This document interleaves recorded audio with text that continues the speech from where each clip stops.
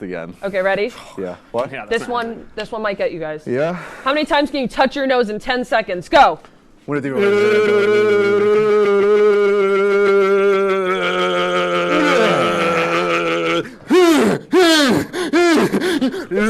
Done. I think Matt got that one. I think I got it. I think you did too. I got So what's the score? four-finger 2 strategy. 2 to 1? 2-1. Okay, let's keep going. All right. Okay. How many times can you say, "Hi Mom, how are you doing?" In 10 seconds. Go.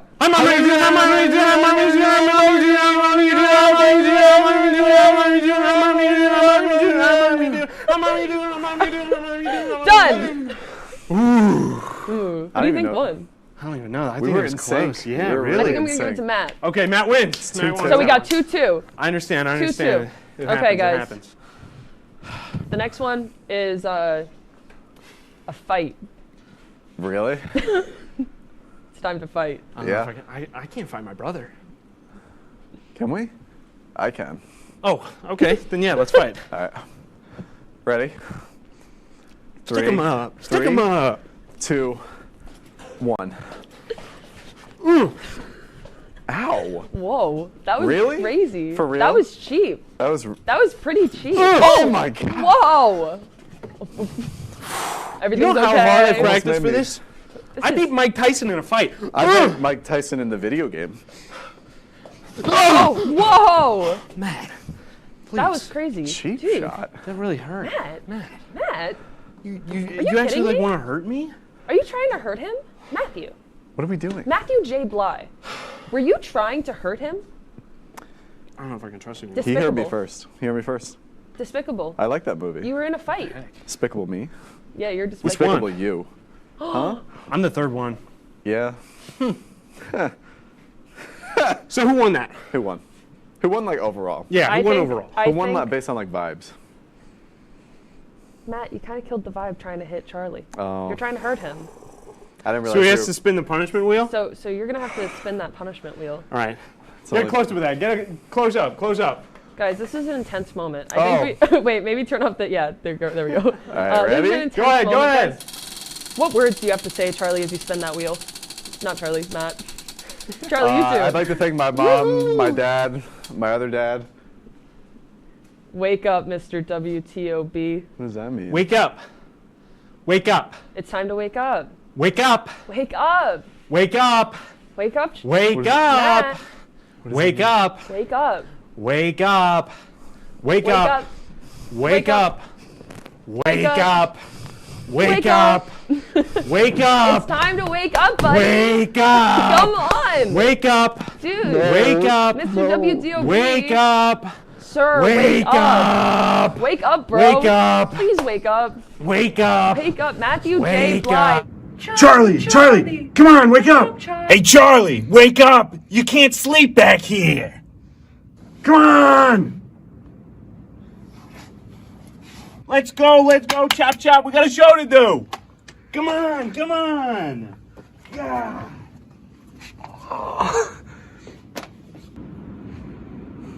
Come on.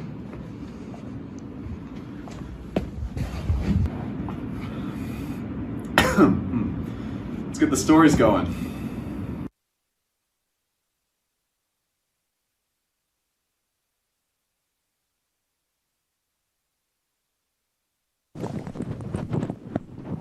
That was good. How long was I asleep for back there? Not too long, Felt I like a think. really long time. Yeah, Felt like a really long time. it might have. But it wasn't too So, bad. No. Charlie. Yeah. So for this show, what I was thinking, wait, are we live right now? Yeah, we're yeah. live, we're live. Oh, sorry. No, go ahead. Show just started. Okay. Stack position!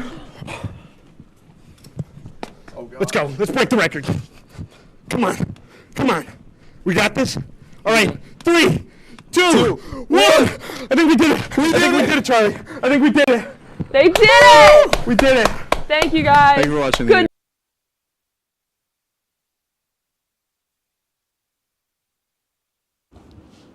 Tonight on WTOP-10 Nightly News, multiple prison guards in upstate New York have been indicted. What they did. And SUNY Oswego's theater department is putting on their annual musical. When and where you can watch the show. Plus, a letter wanting increased safety traffic measures was sent to the Department of Transportation. Who sent it and why? WTOP-10 Nightly News starts now.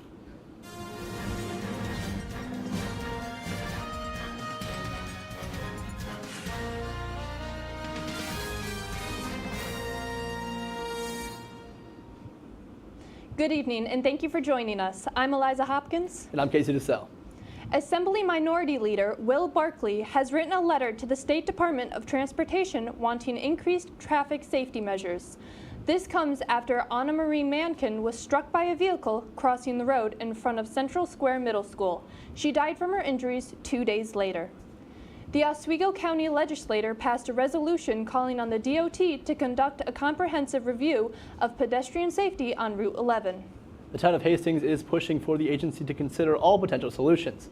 This includes changing traffic patterns, installing traffic lights, or assigning a crossing guard, particularly during high traffic hours. Join the Rice Creek Field Station next Saturday, April 26th, for an all-day event celebrating nature and trees. This event will start at 10 a.m. with a pancake breakfast with syrup being locally produced and will end with 3 different talks from 2 to 4 p.m. But before that, there are several chances to get involved, whether you want to be physically active or relax with crafts. SUNY Oswego's School of Business announced they are appointing Maureen Melville as the inaugural director of the Center for Business Excellence and Transformation. CBET is a new hub for student, faculty, and community collaboration. The hiring committee found Melville exceptionally well positioned to lead CBET into its next chapter because of her ability to build strategic partnerships. She has served as a visiting assistant professor and faculty career mentor at SUNY Oswego since 2018. As the semester starts coming to an end, SUNY Oswego's theater department is putting on their annual musical, Tuck Everlasting, a musical filled with lots of movement and even more costume changes. We take a closer look at the student-run costume shop and even got an interview with the head of costume shop, Judith Wyman Collette.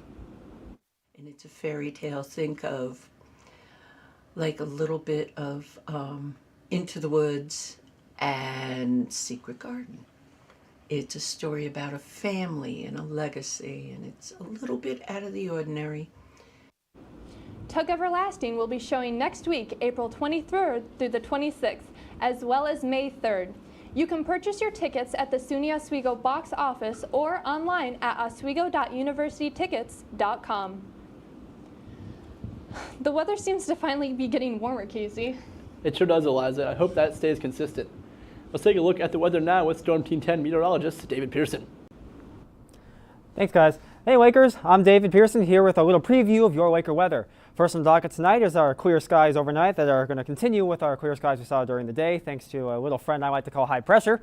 We're also going to be looking at some other extended outlooks here. One of the graphics, current conditions, we're looking about 43 degrees with a dew point around 17, relative humidity 35%, pressure still high at about 10.2. That's what kept us nice and sunny for today, and I'm hoping that continues into the night. Should be keeping us a little bit clear. Winds out of the west about 5 to 8 miles per hour. Nothing that you should really be noticing that much. It may be a slight breeze at most. It won't be cooling us down any more than it already is. It's already 43 in April, but I digress. I'm going to step out of the way of you guys. One last look at the radar before I hand it back to the desk. Nothing on the radar of any significance. So some little green flashes maybe, but that might just be radar interference. Nothing in the way of precipitation to worry about. And I'm going to now send it back over to the desk with the rest of the night's news. Thanks, David. The village of Sylvan Beach and the town of Mexico are getting grants for water.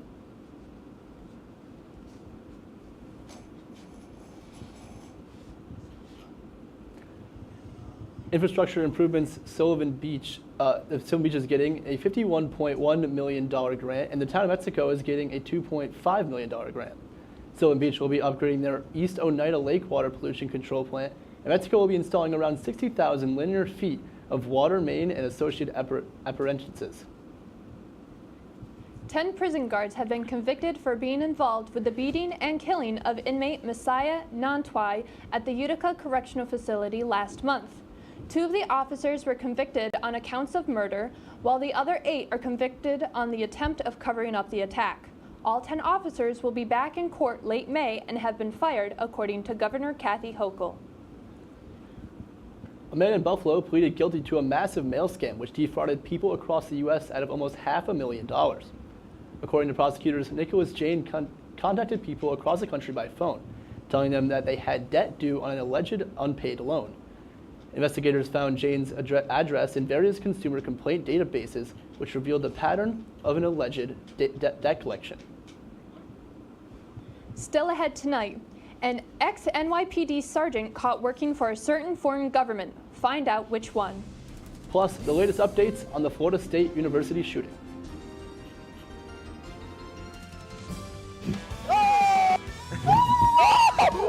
Romance. Polly sister, if you're watching this, And highbrow humor. surfaces this. Floor. Minch did not legitimately put his head in the toilet. There's only one place to turn. Tune in to new episodes of Oh boy! only on WTOP. Look at the number of disasters in the U.S. Chances are every area will deal with some kind of emergency in the next decade. And between school, sports, and social lives, chances are you won't be with your kids when it happens. Will they know what to do? Ready.gov/kids has the educational tools and information to make the conversation easy. When the time comes, chances are they'll feel prepared, not scared. So talk with your family today.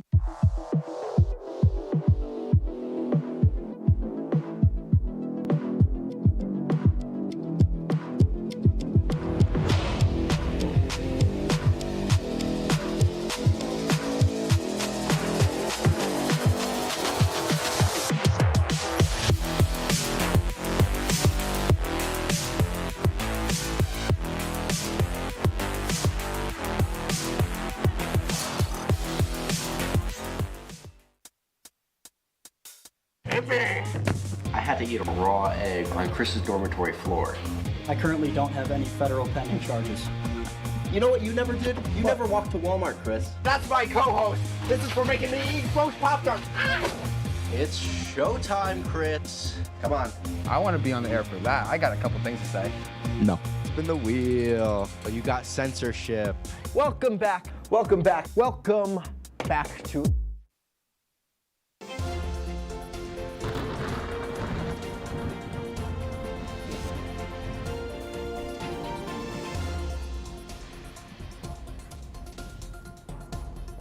Good evening, Lakers. My name is David Pearson, here with your full Laker weather. Just double checking current conditions right now to make sure nothing's changed. Temperature is still about 43 degrees, pretty clear outside. Dew point still 17 degrees, relative humidity still 35%. Pressure still high and wind still out of the west, 5 to 8 miles per hour. We're just going to skip through the radar one more time. Saw it earlier, but nothing's really changed. Still relatively clear. Nothing too much to worry about. It should be great. If you want to go outside for the night, just bring a little jacket because it is still in the 40s. We're going to take a look quickly at the forecast for tonight. Pretty clear skies still, maintaining that same clearness we had during the day. Winds are going out of the west, 5 to 9 miles per hour. Nothing that you should really notice. And, 30s, so still chilly. As I said before, keep that coat on. And keep your eyes in the sky, because we got one more newsmaker I wanted to bring up tonight. Almost every night I've been on the news, I've been talking about the Northern Lights, and we had, once again, another missed opportunity yesterday. We had a rather large solar storm go through Northern Europe yesterday during our daytime hours, so we will have no chance of seeing them, at least until later in the evening. But I'm keeping that 20%, as you can see on my side here, just in case. So keep your eyes in the sky, go outside, and again, keep those jackets on. Frostbite happens at some of these temperatures, and you don't want to get any of that. Tomorrow, big change of story. 66 degrees, showers mostly in the afternoon, probably around 12 to 2, so morning class people like me shouldn't have that much of a problem. I might not even wear a coat tomorrow. We'll see how I'm feeling. We're going to take now just showing how weird this week's going to be weather-wise. We have temperature deviations from the seasonal average. Today is a lot below because it was in the high 30s. Friday, Saturday, about 13-ish degrees, 10 degrees over. Sunday, going to be cold for Easter. And then Monday, Tuesday, Wednesday, we're going to start hovering around seasonal. And I'm hoping that trend continues. I'm going to stand here and let's take a look at your future cast now. We have that rain coming in Friday afternoon between 12 and 2. So any classes, like that time range, just want to be careful. Umbrella, something like that. Should clear up just in time for Friday night, so any last-minute plans you have before the holiday weekend shouldn't have much of a problem there. You might not even need a jacket. As you can see, those temperatures are still in the high 50s. Saturday morning, any plans you might have of leaving, you want to be careful. You saw that little thing of rain pass through the Oswego area around 7 o'clock in the morning. You're going to want to be careful there. Roads might be a little bit slick. Shouldn't be for any more than an hour, though. And for the rest of Saturday, it's going to clear out, and you'll see those temperatures start to drop in preparation for Sunday. I'm going to get out of your way now to give you guys a look at your extended forecast. We're looking at temperatures in the 60s for Friday and Saturday. Showers on both days, possible thunderstorms Saturday. Nothing we haven't dealt with before. Sunday, we got temperatures in the 40s. A little bit chilly for an Easter, but again, we've had worse. Monday, Tuesday, cloudy in the 50s, getting close to seasonal, closer to some more rain, typical of April.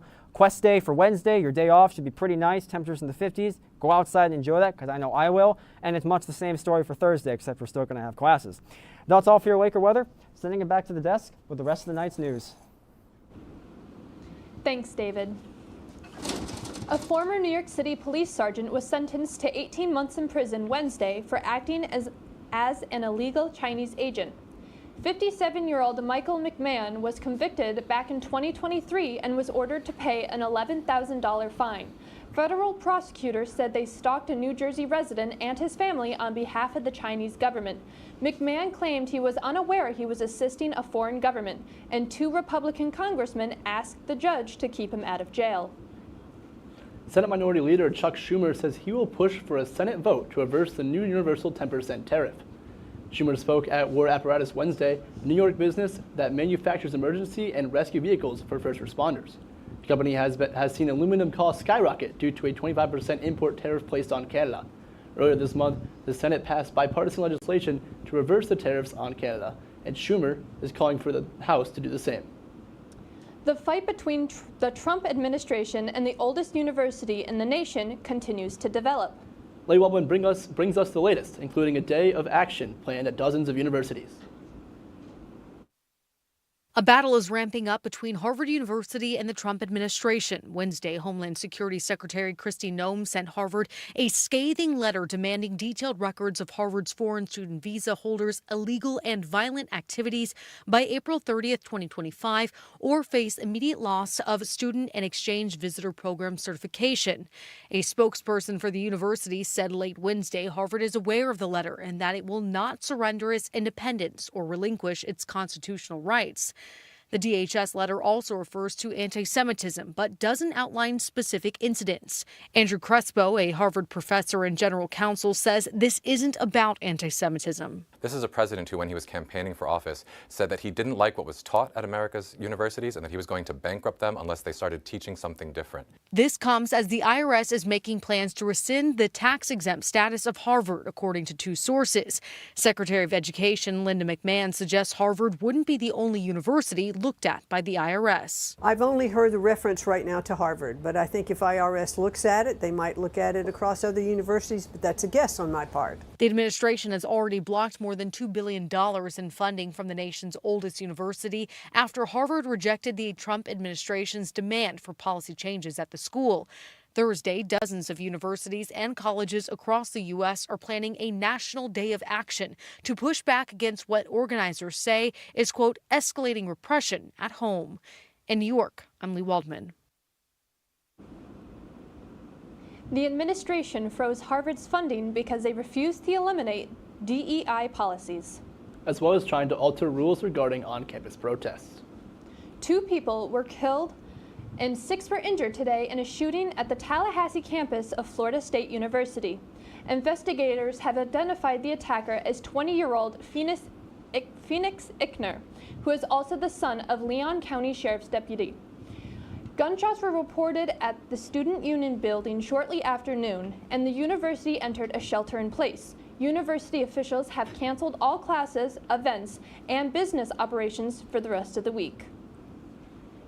A Southwest Airlines flight had an emergency landing at Houston's Hobby Airport due to an engine fire.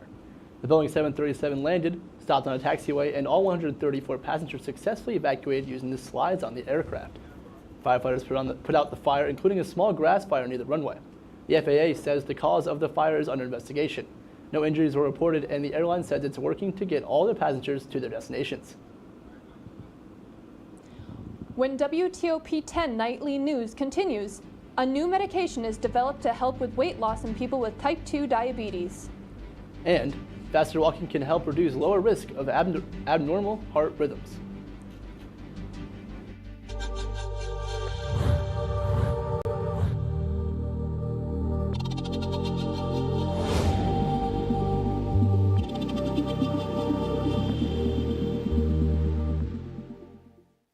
Say, President Stanley, whenever there's bad weather, who would you turn to? I'd turn to Storm Team 10. No, but you've got to say it like this. Storm Team 10. Say it with me.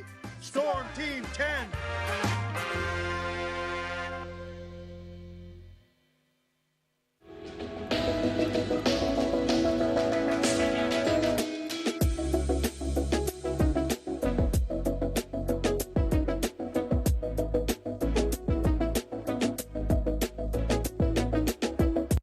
If you like action,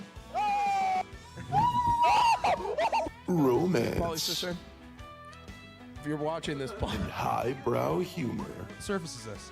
Floor. Minch did not legitimately put his head in the toilet. there's only one place to turn. No!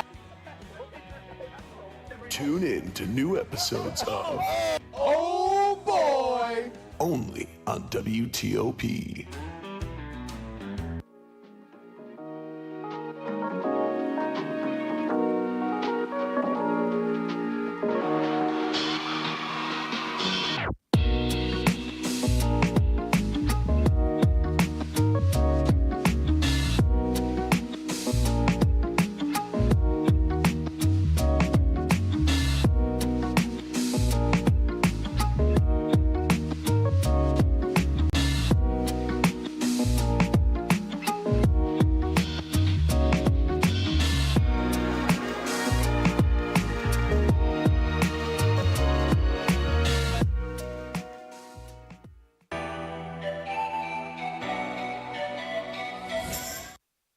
Welcome back to WTOP-10 Nightly News.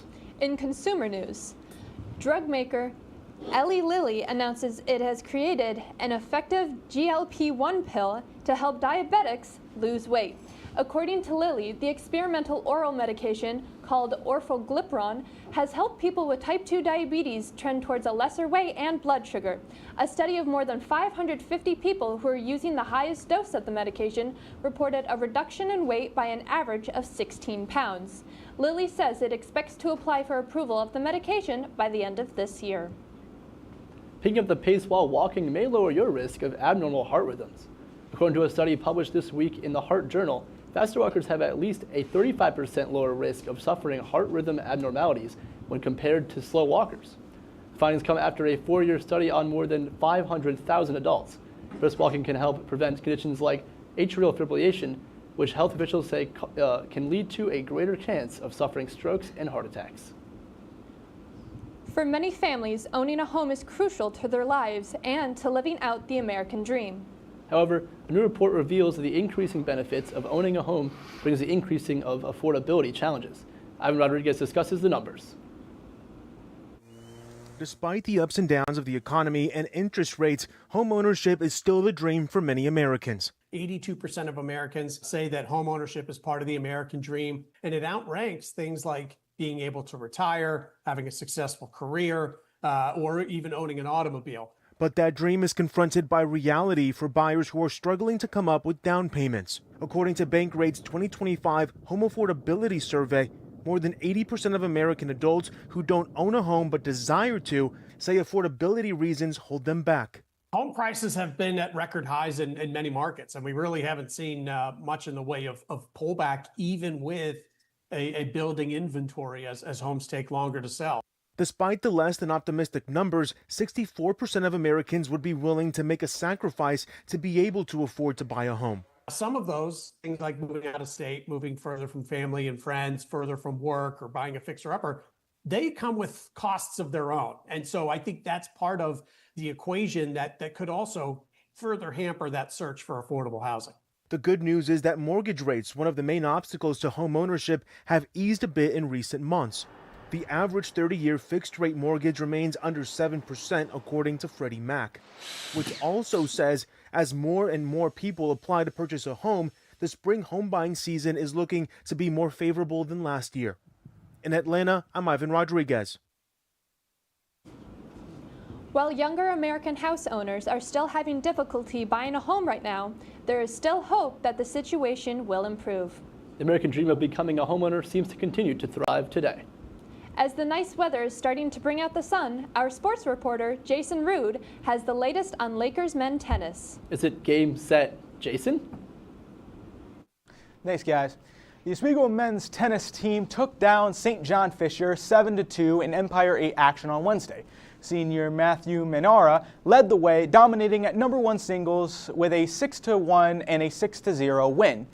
Monteria also paired with Anthony Marcano for a 8-4 victory in #1 doubles. Austin Davis was a force as well, grinding out a 3-set thriller at #2 singles, 6-3, 2-6, and finally 10-6. As Oswego improved to 4-2 in conference. Oswego looks to continue to dominate as they will face Nazareth on Saturday.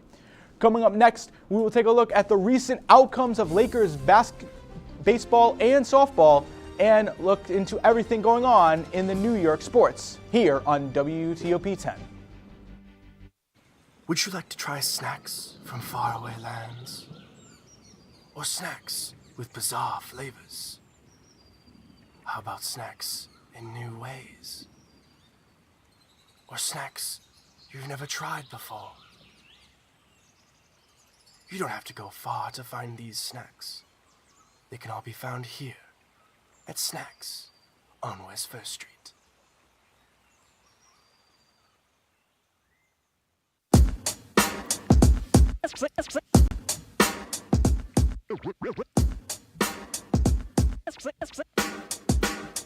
Yeah, we're walking around campus, and what do we see? All these clubs are looking. They're looking for me. There's hockey. There's improv. So much to see. So let's go try them out and see how they be. Come on and please watch. Our embarrassment's free. Tune in to Amateurs on WTOP. Happy Friday, Lakers, and another beautiful day here in Oswego, New York. I'm DJ Don Perone, and I'm happy that you're starting your weekend off right listening to WNYO 88.9 FM, the Laker Radio Network. I said, darling, can you see? There's no room for us. There's no room. Now our lives are changing. Promises keep slipping. And I always knew it wasn't you. It wasn't you. Now our lives are changing. Promises keep slipping. And I always knew it wasn't you. It wasn't you.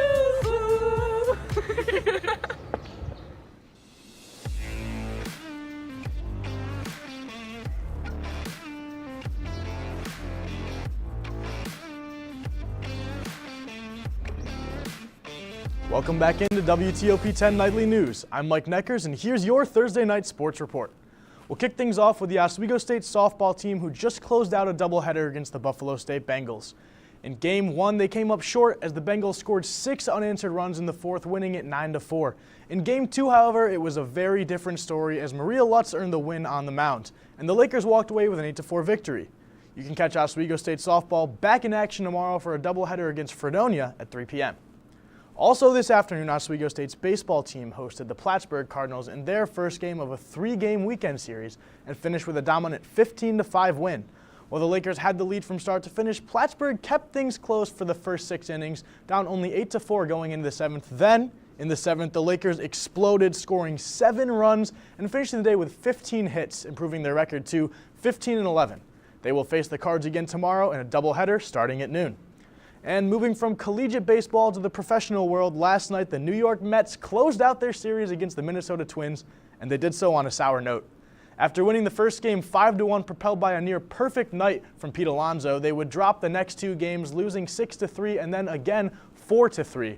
And while they still sit atop the NL East, the Phillies are just 1 game behind and will travel to Citi Field next week for a head-to-head series. Speaking of New York, the 3-seeded Knicks are set to face off against the Detroit Pistons in a high-stakes NBA playoff series. The Knicks, riding high on their strong regular season, bring a deep bench and, for the first time in a while, a healthy Jalen Brunson, while the 6-seeded Pistons look to play spoiler. Can the Knicks experience overpower Detroit's hustle, or will the underdogs pull off a postseason shocker? Tip-off is just around the corner starting next week, as I mentioned, and this series promises fireworks from Game 1 right until the end.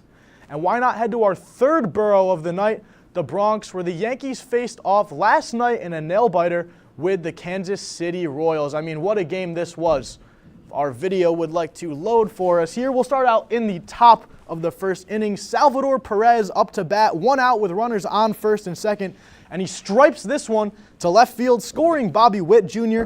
and giving the Royals an early lead. Perez's only hit of the night, but an important one here to get things going for Kansas. Now bottom of the third, and Anthony Volpe steps up, 2 outs, 2 runners in scoring positions. This one goes deep to left field, taking a bounce off the wall as you see here. It'll score Aaron Judge and Jazz Chisholm coming around the corner, giving the Yankees the lead and restoring that morale they had in the Bronx.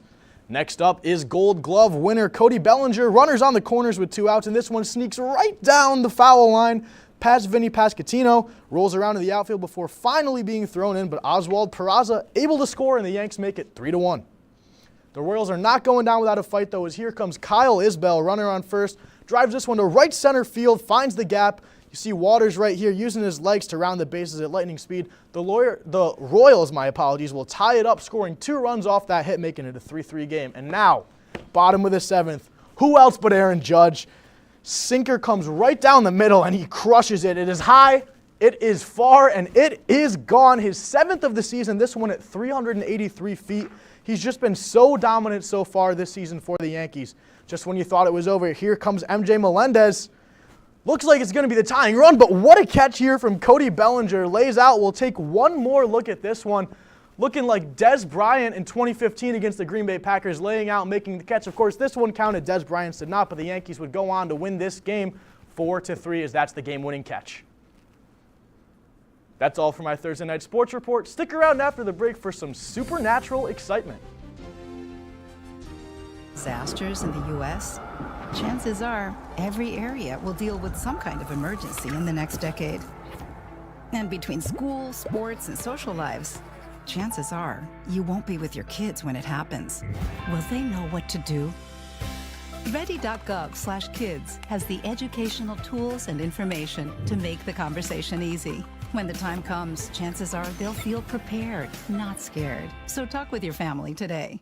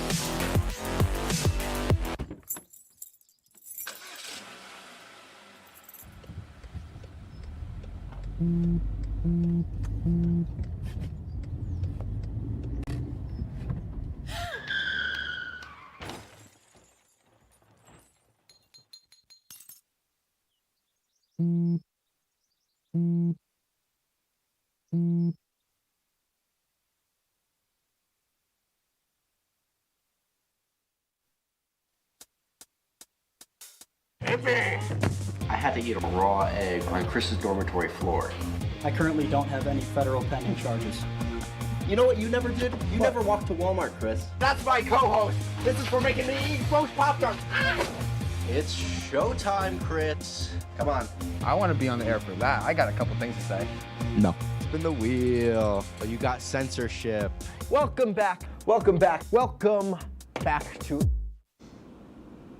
Researchers at Cambridge University have found that what they believe are the strongest signs yet of possible life on another planet. Using the James Webb Space Telescope, scientists detected signs of 2 gases that are emitted by living organisms here on Earth on the planet K218b. The study's author cautions they are not saying they have detected life, but they believe it could be signs of a biological process. More research is needed to determine if the planet is habitable. I mean, that's crazy. I believed aliens this whole time, and I'm still believing in aliens. I'm still not sold, Casey, to be honest. I just don't see how they could be real. Someone didn't raid Area 51.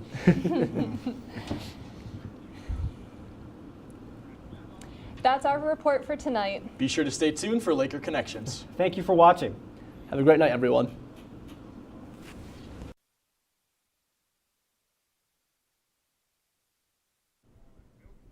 Welcome to Stick to Sports. I'm Ben Diamond. And I'm Brian Burrows. Today we take a look at NFL Week 6, the MLB Championship Series, and some big college football results. Roll it.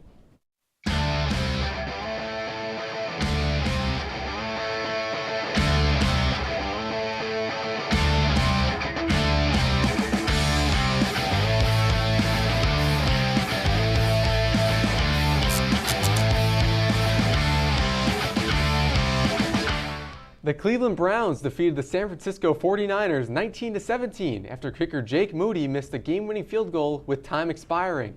The Browns defense was able to do what many others have tried to, and that is to neutralize Brock Purdy.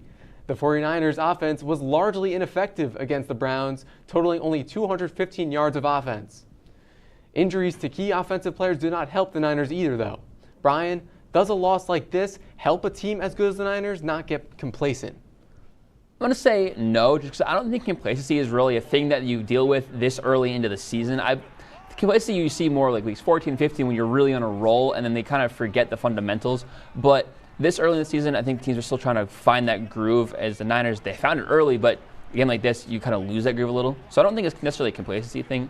The Niners also got pretty unlucky with injuries. You know, they lost McCaffrey, Debo, Trent Williams, huge losses on the offense, big star players for them.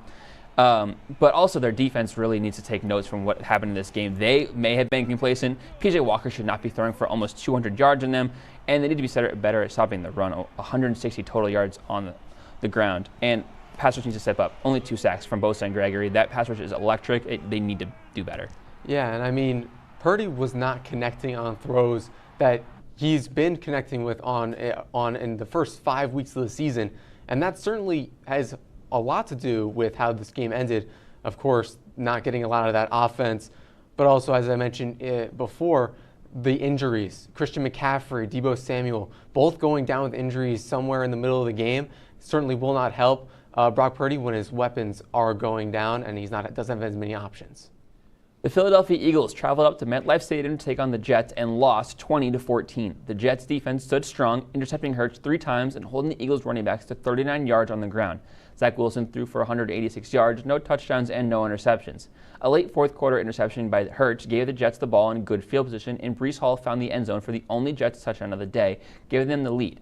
Ben, can the Jets defense carry them into the playoffs? I mean, I think the Jets defense absolutely can carry them into the playoffs. I think right now they're still third place in the AFC East, but that's because they have to contend with the likes of the Dolphins and the Bills. But this Jets defense is top 3 in the league, and I was talking about this earlier, and I felt like that when Zach Wilson is not making mistakes like he didn't last night, he made 0 mistakes, no interceptions, no fumbles, none of that. The offense was able to keep the ball, and they were able to chip away with field goals. And I think that's super important, especially when the defense is holding teams to around 14 points. Yeah, and I mean, the old adage is defense wins championships. A really good defense is going to get you pretty far in this league. But also, I think they hit an Eagles team that was riding high on 5-0, but wasn't really playing their best ball, and they finally hit a team that could stop them. Hurts has showed some regression. 3 picks last week is pretty uncharacteristic, but he hadn't been playing the best. The Eagles' defense looked good against the Jets' offense, which has been struggling this year, but they did hold Breece Hall, who had been going off to under 40 yards. He did find the end zone, but the Eagles have not been what they were last year, and I think the Jets' defense took advantage of that. Things have not always gone their way for the Cincinnati Bengals to start the season, but they have weathered the storm as they climb back into the AFC North race, winning 3 of their last 4 games. Although the offense has not looked like it has the last few years, the defense has picked up the slack, holding the Seahawks to only 13 points on Sunday. While Joe Burrow did not look like he did last year, he did enough to put the Bengals over the top. With a couple of key matchups the next 2 weeks, can the Bengals prove that they are still one of the better teams in the NFL, Brian? Absolutely, the Bengals can prove they're one of the better teams. 3-3 is not a bad start to the season, and they have a lot of room to go up from here. You mentioned the easy couple weeks for them. I mean, their roster is very, very similar to what it was last year. They did not have a lot of roster turnover. They added pieces, which is always huge. The receivers are still the same. I mean, Jamar is still a top 5 receiver. Tyler Boyd stepped up. against a good Seahawks secondary. Devon Witherspoon and Tariq Woolen are very good corners on the outside, so go to the slot guy, Tyler Boyd. He's still a very good weapon for them. I know Joe Mixon's been struggling this year, but he still has potential on a week-to-week basis to be top 10, top 5. Just go off. You've seen it at least once a year. And their defense is playing well enough to keep them in games. I mean, they had 4 sacks, 2 interceptions on Geno Smith, who is a really good quarterback, and held them to just 1 passing touchdown. Yeah, and I mean, the Seahawks led in every single offensive category, but interceptions from Geno Smith halted any momentum the offense had in its tracks. And while I do think they have a long way to go, the Bengals do, because they face the 49ers and then the Bills these next 2 weeks, so it's going to be a big test for the Bengals going forward. And a matchup between the then number 7 ranked Washington Huskies and number 8 ranked Oregon Ducks. We saw Washington quarterback Michael Penix throw for a touchdown with 1:38 to go in the game to give Washington a 36-33 lead. Oregon quarterback Bo Nix then went 6 for 6 for 36 yards and drove Oregon into field goal range, but kicker Camden Lewis missed the 43-yard field goal to tie the game and go to overtime. Michael Penix threw for 302 yards and 4 touchdowns, while Bo Nix had 337 and 2 touchdowns. Ben, Washington is now ranked number 5 in the AP poll. Do they have a shot at the college football playoff? I think they do, 100%. I mean, the way Michael Penix is playing right now, especially being in the Heisman race, the college football board is going to want a Heisman candidate like Michael Penix to make it into the college football playoffs. And I mean, they even allowed over 500 yards of offense, which is a ton. So Washington's defense was not getting done. I mean, Bo Nix is a really solid, really good college quarterback. However, Michael Penix just being able to outduel him throughout the entire game and just stay ahead, I think that's what's most important. And also, I think what's important for Washington as well, they have a late in the season gauntlet, USC, Utah, and Oregon State, in order to push themselves into the conversation again of being in the college football playoffs. Yeah, you mentioned that really hard schedule. I mean, the Pac-12 this year is a really strong conference, despite the fact that it might be falling apart within the next 2 years. They currently have 6 ranked teams, and then Washington State was in there last week before the rankings came out. So you mentioned that gauntlet. They very much have a chance that they go undefeated to make it into the playoff. We're going to take a quick break. When we come back, we'll get into the MLB playoffs, more NFL and college football talk, as well as the start of the NHL season here on WTOP-10.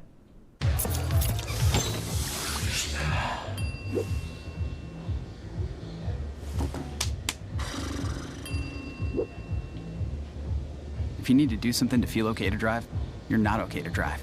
Don't drive buzzed.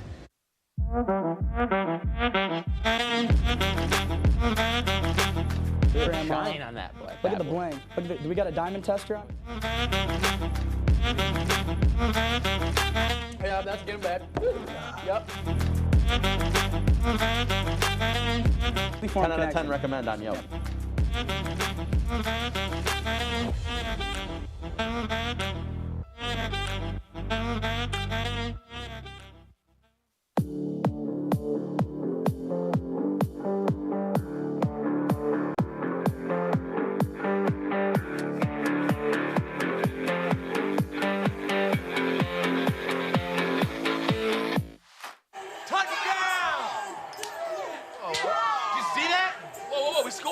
Score going to the playoffs. I can't believe I missed that. Every time I'm buzzed, I spend too much time on my phone. What? I should take your phone away. No. I'll call for a ride. Wait, why does my face look like that? I'm playing with these new face filters. Okay, you know what? Yep, that's mine. I'm gonna need that back. No. Kevin.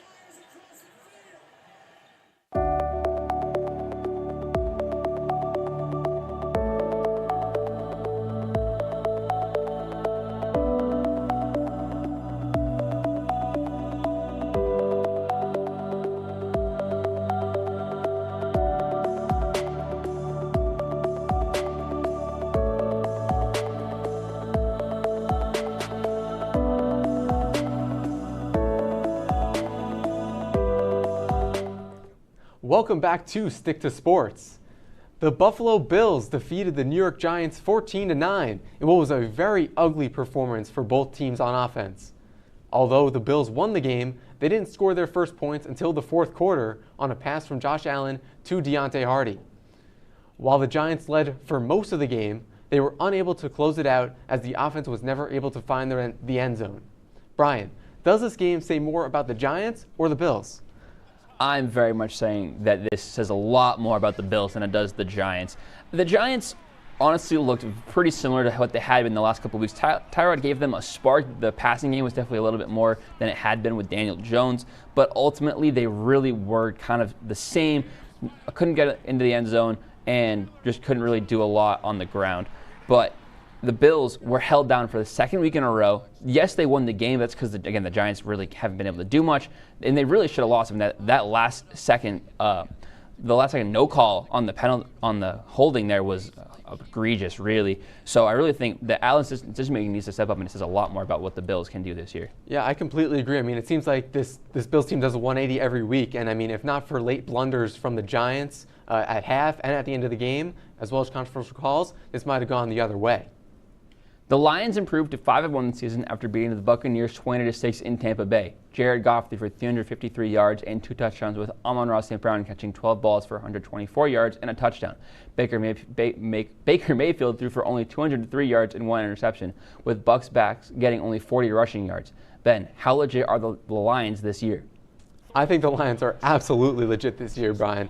I really, really love what I'm seeing from this team. And I mean, Jared Goff is playing exactly as he did back in 2019, back when he made the Super Bowl with the Rams. This is the Jared Goff that the Lions were hoping they would get, kind of as a reclamation project, and it's worked to perfection.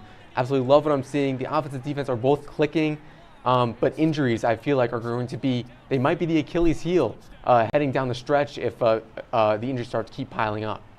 Yeah, I mean, you mentioned injury. David Montgomery probably be out for a couple weeks now. That's a huge hit with Jahmyr Gibbs being out the last, I think, 2 weeks. But the Lions have absolutely handled every single team they've placed since week 2. They've outscored teams by 60 points. And even the first 2 weeks, they didn't look too bad. And they have a very easy NFC North this year. They should run all the way, at least to the playoffs. I completely agree. The Buffalo Sabres opened their 2023-2024 season facing off against both the Rangers and the Islanders. Unfortunately, they were unable to come away with a win. After a strong season last year, the Sabres faithful are hoping to take another giant leap this season, but a slow start is not something they want to see. Is this a case of rust being shaken off, Brian? Yeah, I would say so. The Sabres are a very young team. They have not a lot of experience, a lot of young players who are still coming into this league, coming into their own. Tage Thompson being one of those players, Dylan Cousins. I think they're going to need some time to just kind of get into the season, but they were good last year. They just missed the playoffs, and they played 2 teams, the Rangers and the Islanders, who made the playoffs last year. The Rangers are a very good team. They're going to be a good team again this year. The Islanders are showing promise, and they kept it close versus them as well. So I think it's just a rust thing. I think they'll definitely turn things around, and I think you can make the playoffs this year. Yeah, I mean, this Sabres team is a really good team, as you mentioned, really young team. Devin Levi, the goaltender for the Sabres, he looked great in limited appearances last season, has kind of gotten a little shaky, but again, I think that rust is certainly playing a factor, and we've yet to see Tage Thompson light the lamp, but I'm sure that's coming very, very soon. In Game 1 of the ALCS, the Texas Rangers shut out the Houston Astros 2-0. Jordan Montgomery went into the 7th without giving up a run. Both of the Rangers' runs came off Justin Verlander. In Game 2, the Rangers took a 4-0 lead in the first and knocked starter Framber Valdez out in the third. The Astros couldn't overcome the deficit and lost 5-4 as the Rangers took a 2-0 series lead. Ben, can the Rangers go undefeated through the AL side of the playoffs? You know, I'd like to think that they'd end this in a sweep right here, but truly, I don't think that's going to be the case. I think that the Astros, they have too much playoff experience to let the Rangers, a very young team with a ton of young players, just squirt right past them into the World Series. So I think that experience is going to come into play in games 3, 4, and 5 as we go forward. But right now, winning both games in Houston to start the series is absolutely huge. And again, I think that comes back to that youth. And with the youth, getting those wins early, I think that's super important in keeping that energy high. Yeah, and home field advantage in baseball is probably one of the biggest advantages. And they get Scherzer starting in Game 3, which is huge too. Such experience, especially in the playoffs. That's, I think, almost guaranteed win. So I think a sweep is almost expected at that point.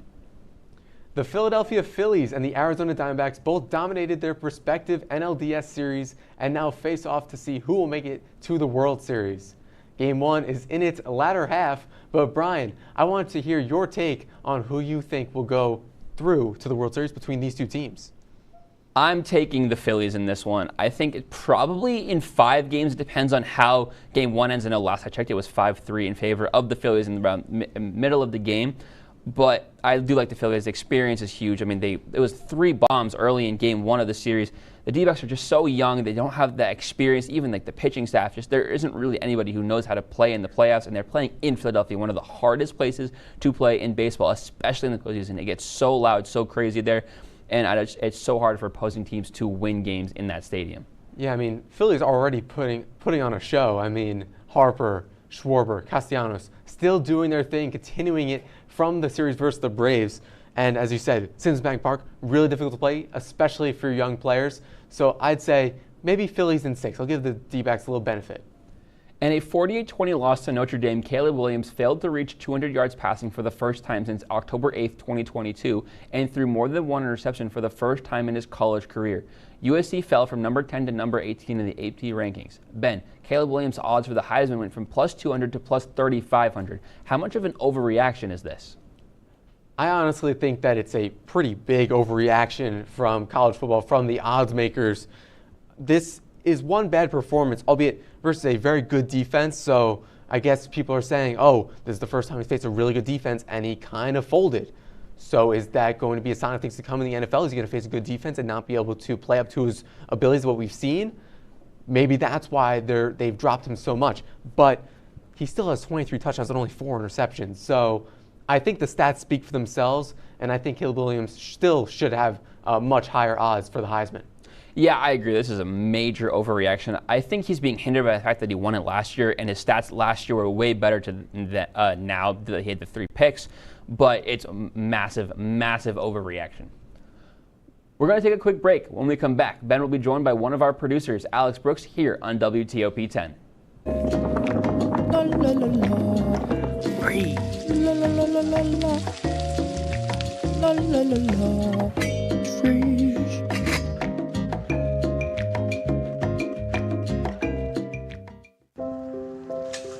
I want to eat apples and bananas. I need to eat apples and bananas. Why can't I eat apples and bananas? Support the Feeding America nationwide network of food banks to help provide meals to those in need. Join us at feedingamerica.org.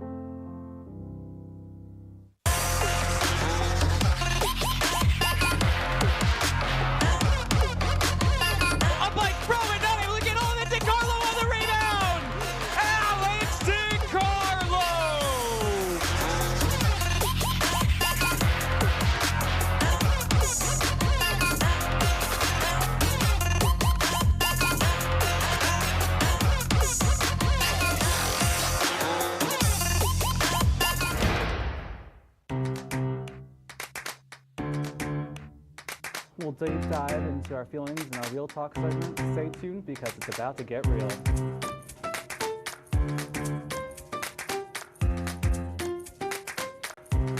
And it could be your last chance to see one occur for 2 decades, as the next time one will be visible over the continental U.S. He's May 84.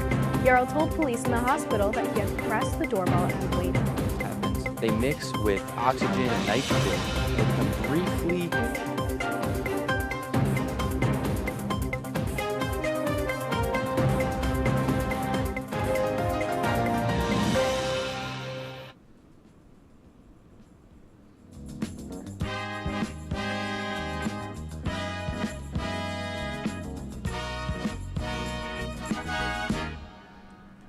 Welcome back to Stick to Sports. Joining me now is Alex Brooks, one of our producers. Alex, what do you have for us tonight? Thanks, Ben. Week 6 of the NFL season saw a lot of crazy storylines, including problems with the NFL turf. There have been multiple players that have struggled to stay healthy for a full season, and the turf conditions have came up into conversation regarding them. With guys like Garrett Wilson and Christian McCaffrey going down in Week 6, Ben, does the NFL have a problem they need to address with playing on turf? I mean, this is a conversation they should be having year after year. I think it's even come to more of a head this season because of the amount of injuries within the first 6 weeks that have happened. Non-contact leg injuries. We saw a lot of hamstring. We saw Cooper Kupp, Tyreek Hill with the hamstring. We saw Trayvon Diggs in practice on turf. We've seen a ton of ACL injuries and hamstring injuries arise early in this season, and that has to be attributed to the turf. And I think stadiums are planning on changing to natural grass for the FIFA World Cup just a few years away.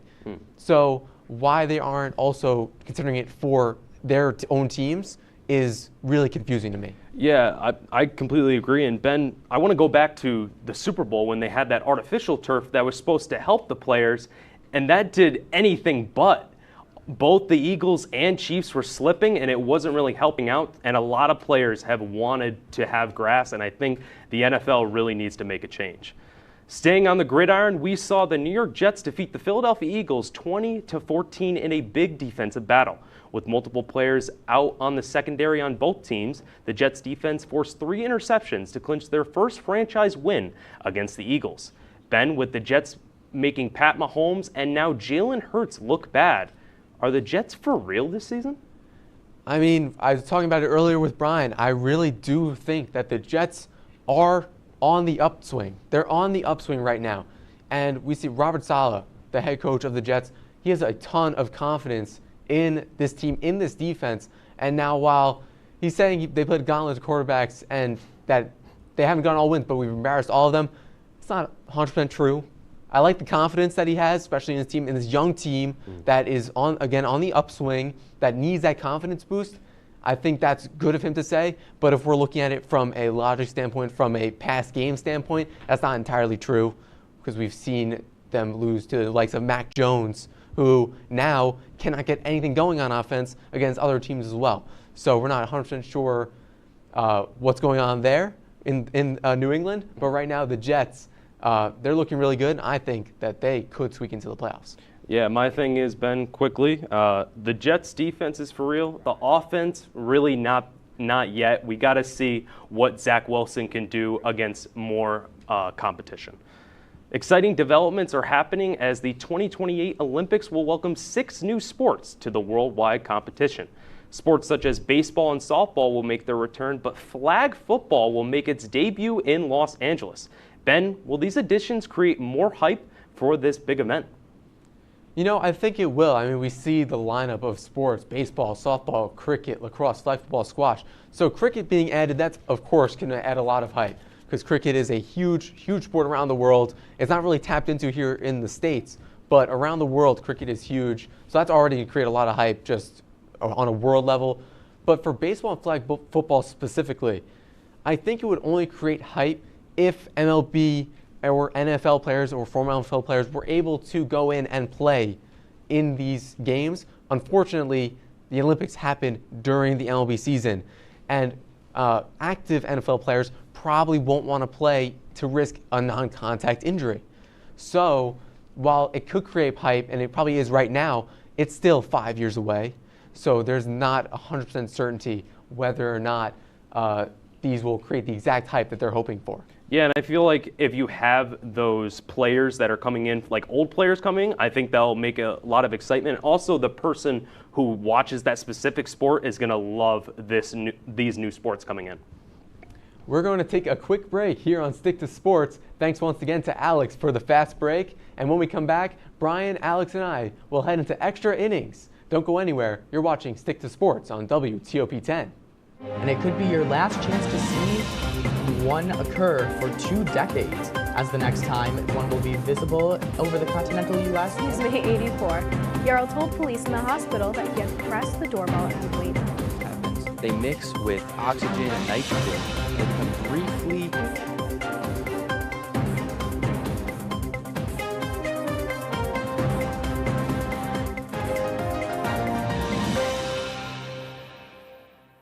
What's going on? Yeah, we go on at like 11:30. It's like no.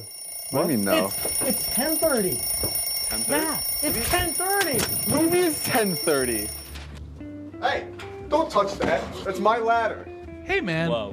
Did you know this book was already discounted 10%? Wow. Get a close up of that one. Broadcast news. Look at that. Can we go back inside? I want to sleep in the studio again.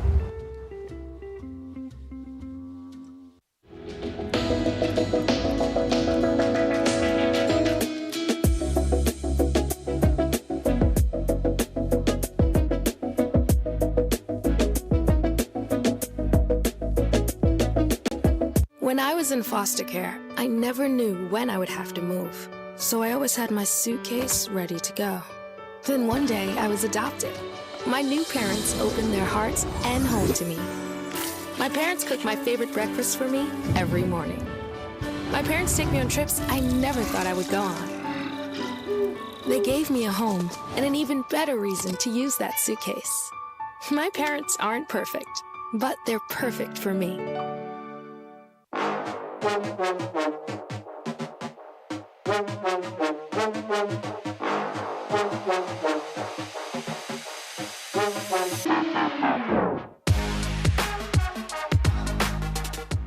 Welcome back to Stick to Sports. Now let's get ready for everyone's favorite tradition at WTOP-10, extra innings. All right, we'll start off with the Ohio State Buckeyes versus Penn State. I'll have you go first, Brian. Give me the Buckeyes. -4.5. Penn State's good. They're having a really good season, but Ohio State is, I think, just better. -4.5, that's less than a touchdown, so I think Ohio State easily covers. No, I think Ohio State is really good, but I don't know how much I trust McCord at QB to face a really, really good team in Penn State.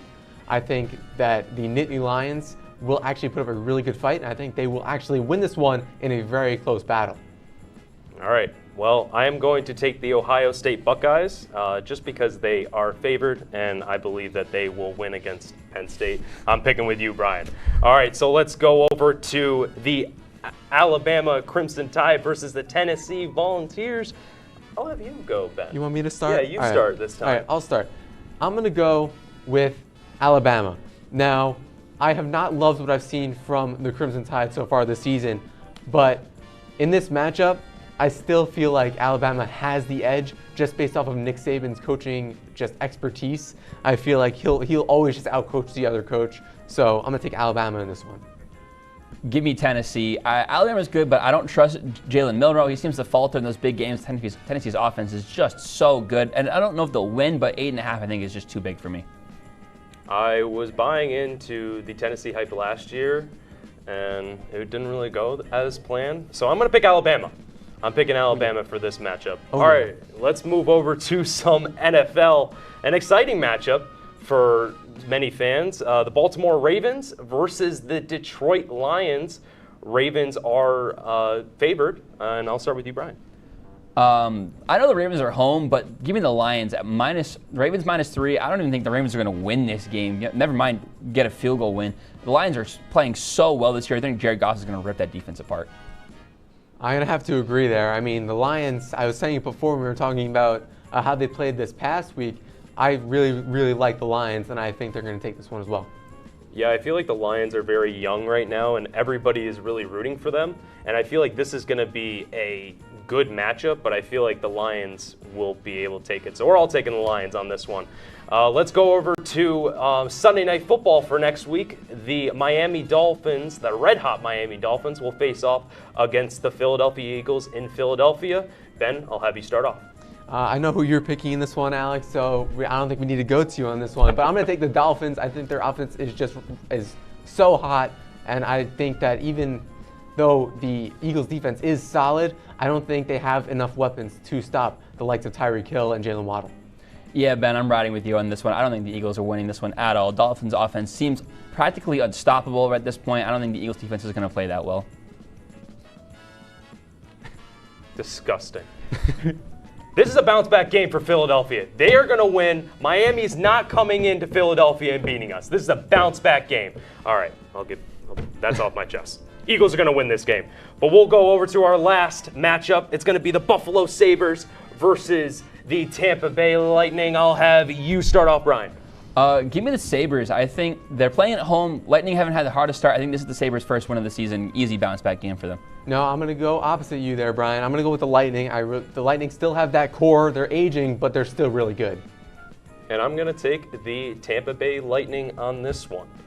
So that is so we'll see. I mean, we're tied for last right now, so we'll have to see. Brian's I took a 1-game lead on you guys, so. We'll have to see next week. That's all the time we have on this episode of Stick to Sports. Be sure to tune in next Monday at 10:30 right here on WTOP-10.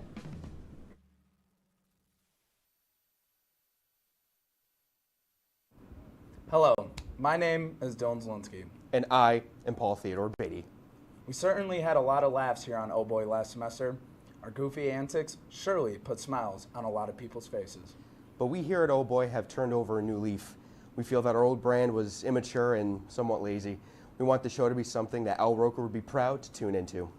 Which is why we have worked all semester to create the best quality programming that WTOP could have asked for. So today, we're playing water pong. Welcome to season 2, folks, of Oh Boy!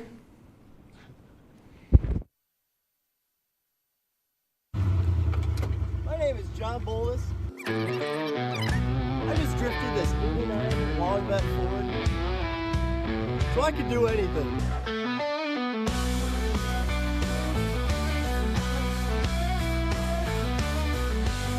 This is my school.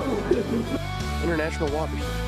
It's not. You know it's not. What's up, man? I got your food. I can't hear you, man. I got food. Take a seat right You might have just broken the studio. There's Riley. Hey. I feel very comfortable in this setting right now. Oh boy! Don't ask any more stupid questions. I'm Mitch.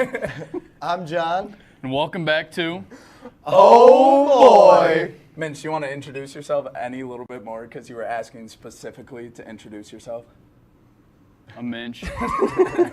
What's up? That's about it.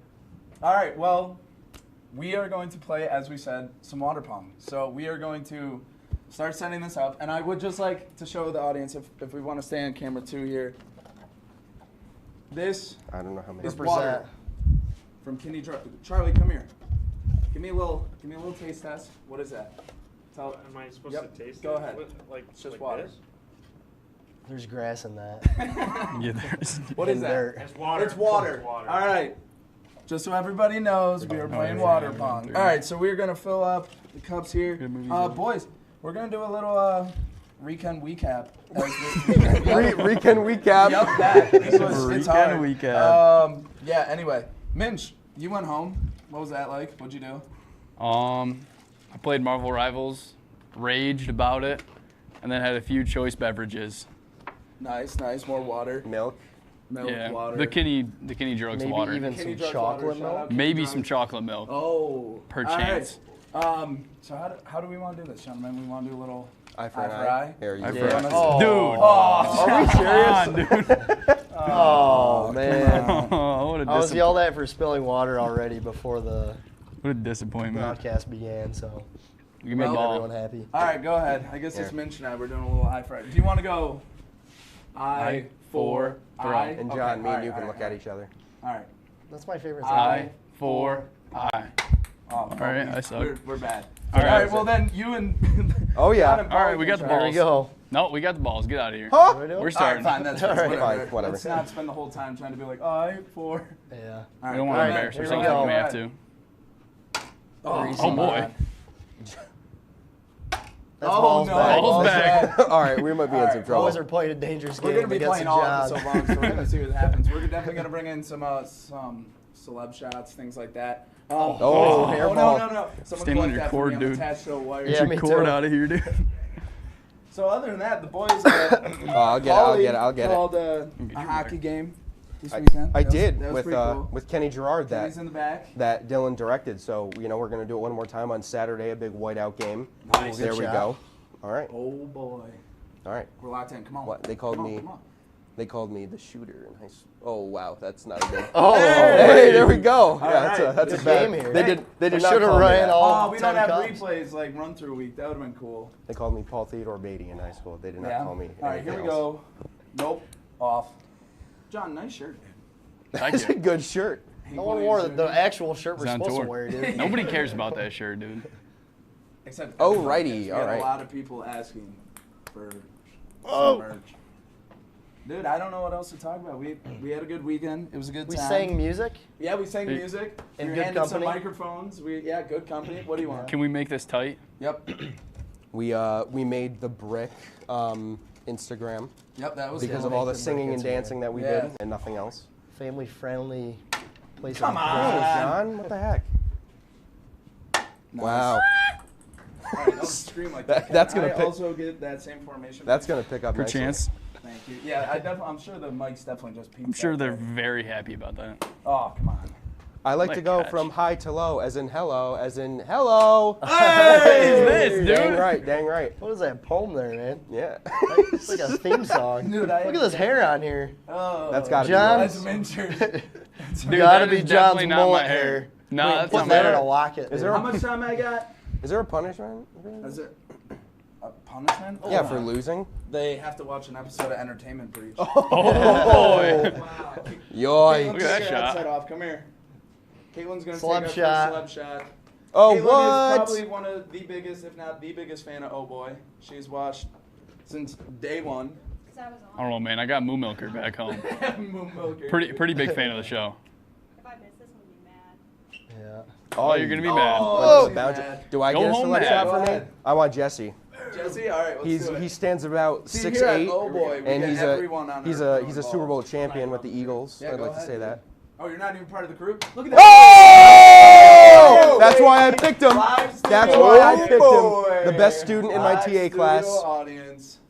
Oh, Riley. Get Oh in here, boy. boy. Producer. The of Oh Boy. producer. Here we The go. Producer, Oh Boy. Never have I done this before with Riley. No. Finger down. Oh, and he's trash. All right. Oh, Jesse, help me out. I'm still testing. Mr. Harlow, come show him how it's done. Oh boy, We we got got Jack everybody Harlow in the rolling. building. Jack Harlow's in the building. Yeah. Your cup sire. The ball in the sky. He Oh! in fact did not show him how it's Air done. ball. I love that this is just what Oh Boy's content. You gotta is retire came to. now. Can I get a gentleman's please? Ooh, this is good. This is good. good. Call it, and then we'll get both of them. No. No? Here we go. Oh, could have called that. I Could have hit seen through that my coming from that IFB side of the too. table. House money. When it hit the Yeah, sure, buddy. House money. Oh, man. Oh, the toilet bowl. Yo, All right, I'm going first. gotta be the MVP right now. Yep, yeah. They might as well Other call than me. Jesse. Dude, Every time it hits, it's picking up on the mic and going in my IFB. good. Oh, come on, man. You gotta be Dude. kidding All me, right. John. This game's got to be rigged. This is rigged right now. This game's got to be We rigged. got about a minute left to win it. All Oh, right. I don't need it. Dylan won't do it. Give I me won't do give it. me about 2 seconds. Hachaba! Oh, Don't I get Come it? on. Don't- Yeah, back, throw behind the behind back. your back. How much you got? Dude, first episode of Oh Boy. What about this? What about that? How about them apples, buddy? This stuff ain't nothing to me, man. Yeah. Oh, Come on, dude. We're hitting Oh cups, gosh. guys. It's not in. This is. Nope. Awful. Airballed. Come on, show 'em what you got. Kush. Hey! Hey, we get redemption? Oh, Yeah, yeah, go that's ahead. Hey, fair. we're Come on, guys. We're playing Fair all. rules. We're playing all episode long, dude. Oh, are we really? Oh yeah, we get. There we go. Oh! Yeah, we did it. I get another one, dude. Yeah, I keep John does going. get John's another always What? got I a thought it clutch. was, okay. These guys ever played this before? I'm just kidding. I know these guys Hey. have played this before. We're gonna pause the game while There we go. you guys go to commercials. So go to commercial, and we'll be right back with some more. Oh boy. On. Yeah, we go on at like 11:30. It's like, No. what do you mean no? It's 10:30. 10:30? Matt, it's 10:30. What do you mean it's 10:30? Hey, don't touch that. That's my ladder. Hey, man. Whoa. You know this book was already discounted 10%? Wow. Get a close up of that one. Matthew, news. Look at that. Can we go back inside? I want to sleep in the studio again.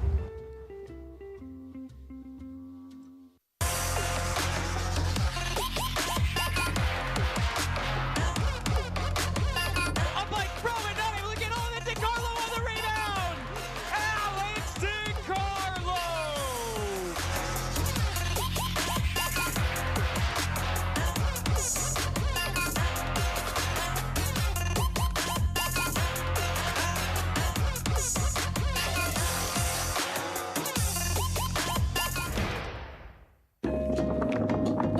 Free. La la la la la la. La la la la. Free.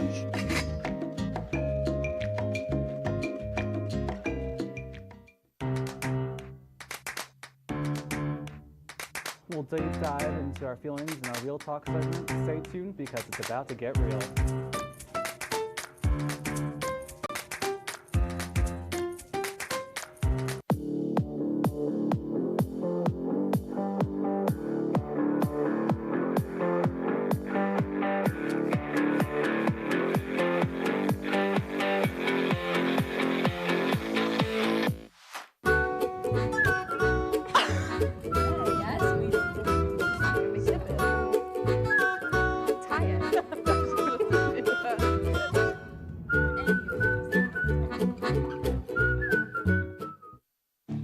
What's up, guys? Welcome back to Oh Boy, everybody's favorite segment, Minch on the Street.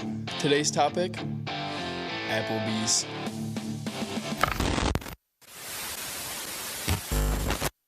Yeah, so Minch, tell them about the new setup that we got going on here. The new setup is greasy little camera instead of big camera, and it no longer says Mott's on it. Minch on the Street, buddy. Mozzarella sticks. Did you do the world today? Did I do the world? Wordle. Wordle? Oh, not yet, no. Dude, I'm trying to get the answer so I can get a first try. Bushman, our teacher, sent us an email, and he's like, new Star Wars Club on campus. Immediately join the Discord. Are you a proud member of the new Star Wars Club on campus? I did see the Buckman email. Did you sign up for Star Wars Club? I didn't, should I? Yes. Okay, I'll do that right as I get to my room. No, Johnny, I'm not. I apologize. Oh, am I supposed to say yes with propaganda? Are you a proud member of the Star Wars Club on campus? I'm not. I should be, though. I would say you look like a Star Wars guy. I'm proud. Did you do the Wordle today? The Wordle? Yeah. Not at all. Dude. Do you partake in Star Wars? Yes. What's your favorite movie? Empire Strikes Back. That's not bad. Decent. Are you a proud member of the new Star Wars Club on campus? No. You should join it. I'm okay. Now I'll forward you the email. She's gonna join. What's your least favorite of John Bolus's Fords? My least favorite? Yeah. I've seen more of the truck, but the Bronco's pretty cool. But you've seen more. Actually, they've both broken down. Are you proud members of the new Star Wars Club on campus? I didn't know we had a Star Wars Club. Yeah, me neither. Send them the link. I'm gonna send you guys an email. Did you do the Wordle today? No, Why? because I've been busy. I see you wearing this green. What are you doing for St. Patrick's Day? How do I forward an email? Reply all. How do I forward an email? Oh, there we go. Yeah. Probably forward button. Type your email in there, buddy. Dylan, what's your favorite word?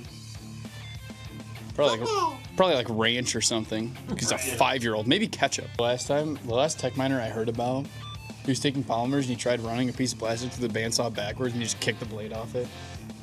That's and then impressive. Mr. Oh Boy, That's actually impressive. Mr. Oh Boy himself, Dan Tryon, banned him from ever using a saw in his lab again. What's your go-to bagel, Rob? I'd have to say the Sally Ride. Turkey, bacon, mayo, avocado. Really good with Chipotle mayo. This is the bagel guy. Everything bagel. Gotta go. Oh. This guy, emergency responder, on his way. Go save the world, Sheen. Did you just leave that there? Yeah, he did. Just gotta go. It's not good. I mean, dude, this one, pretty much every WTOP show, pretty good. But when you compare it to Oh Boy, there's dude, Jack Harlow. That's my Honestly, spoon. Like it. Just take a little sip.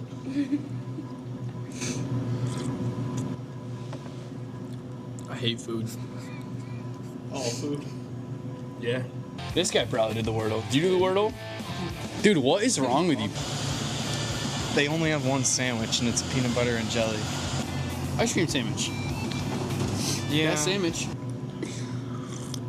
So he says he hates it, and then goes back for another sip. That's what I do. It's actually pretty good. So you like it? No. C64. Dude, if C4 can blow up that much, what do you think C64 does? That I could send John Struck to the moon with that thing. You ever heard of that, like, manhole cover? That Yeah. Got, like, sent It got sent and mocked Jesus. Yeah, it, like, got out of Earth's rotation. Yeah, it'd I don't be know like- if that's actually true, but, like... There's a very high chance that it burned up in the atmosphere. If not, though, It's approximately very far away, and it's gonna just enter some random planet's atmosphere and destroy the whole thing. Aliens are gonna be like, what is that? Aliens are gonna think it's a declaration of war. Yeah.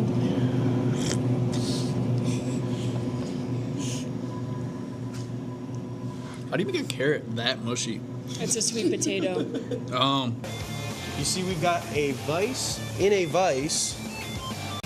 That's about it. This awesome, cool little part here. It's part of a skateboard, you know, Lakeside Manufacturing on Instagram, Lakeside Manufacturing.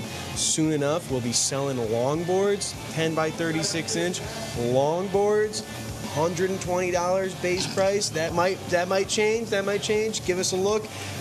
Lakeside Manufacturing on Instagram. Keep a lookout. Can we have it pop up on the screen? It is Lakeside Manufacturing on Instagram. The logo is like a big diamond. It's got trees and stuff. Do we have your permission to use your logo? You absolutely. I'll steal it off your Instagram and throw it up on the absolutely screen have right my now. permission.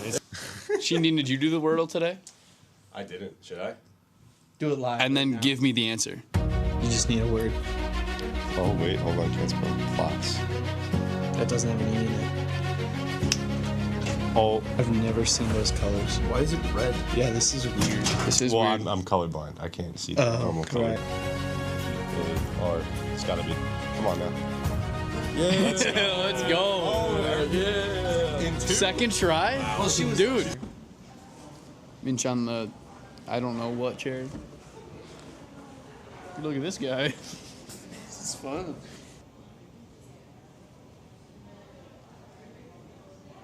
All right, thanks for watching Mention of the Street. We'll see you on Oh Boy. Kids worry about a lot of things. Getting enough food to eat shouldn't be one of them.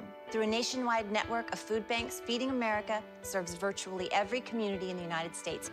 See how you can help your community. Visit feedingamerica.org.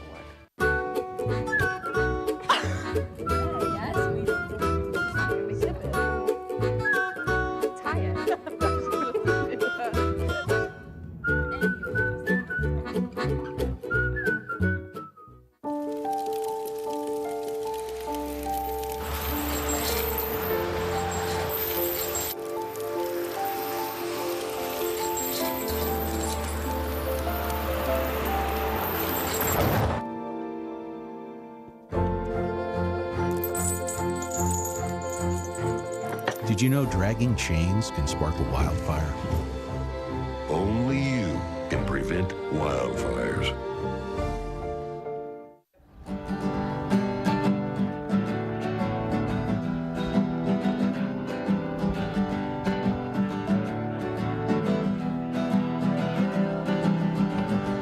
We're here for you, we're here for you. This is your channel 2. With sports and news and what to do, we're here for you.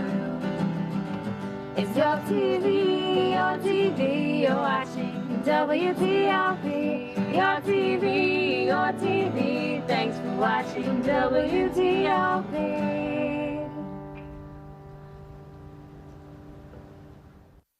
La la la la. Free. La la la la la la. La la la la. Freeze.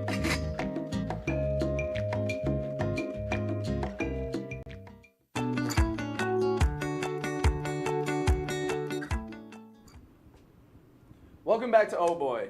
So, when we had an episode for Senior Week last semester that we decided not to do, we sent out a Google form to our friend group, the Greasy Couch Community. The form asked the boys a bunch of questions. Hey, the boys got a bunch of questions, so we're going to go through and share the answers with you guys finally. So, pop it up. If we have Depart. Maybe not. All right. That was anticlimactic.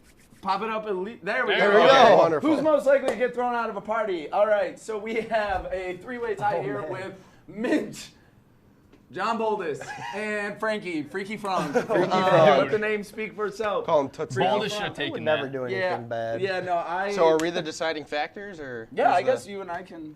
All right, so I think John. I'll go with Freaky Frank. Oh, okay. I'd say Frankie. Freaky Frank. I'd call him Toots. You gotta call him Toots now. Kenny told you to watch your mouth. All right, anyway. We'll go Frank. We're going with Freaky Frank on that one. Next one. Oh, there we are. Boom. Next I wonder one. if they can read that. I don't know. All right.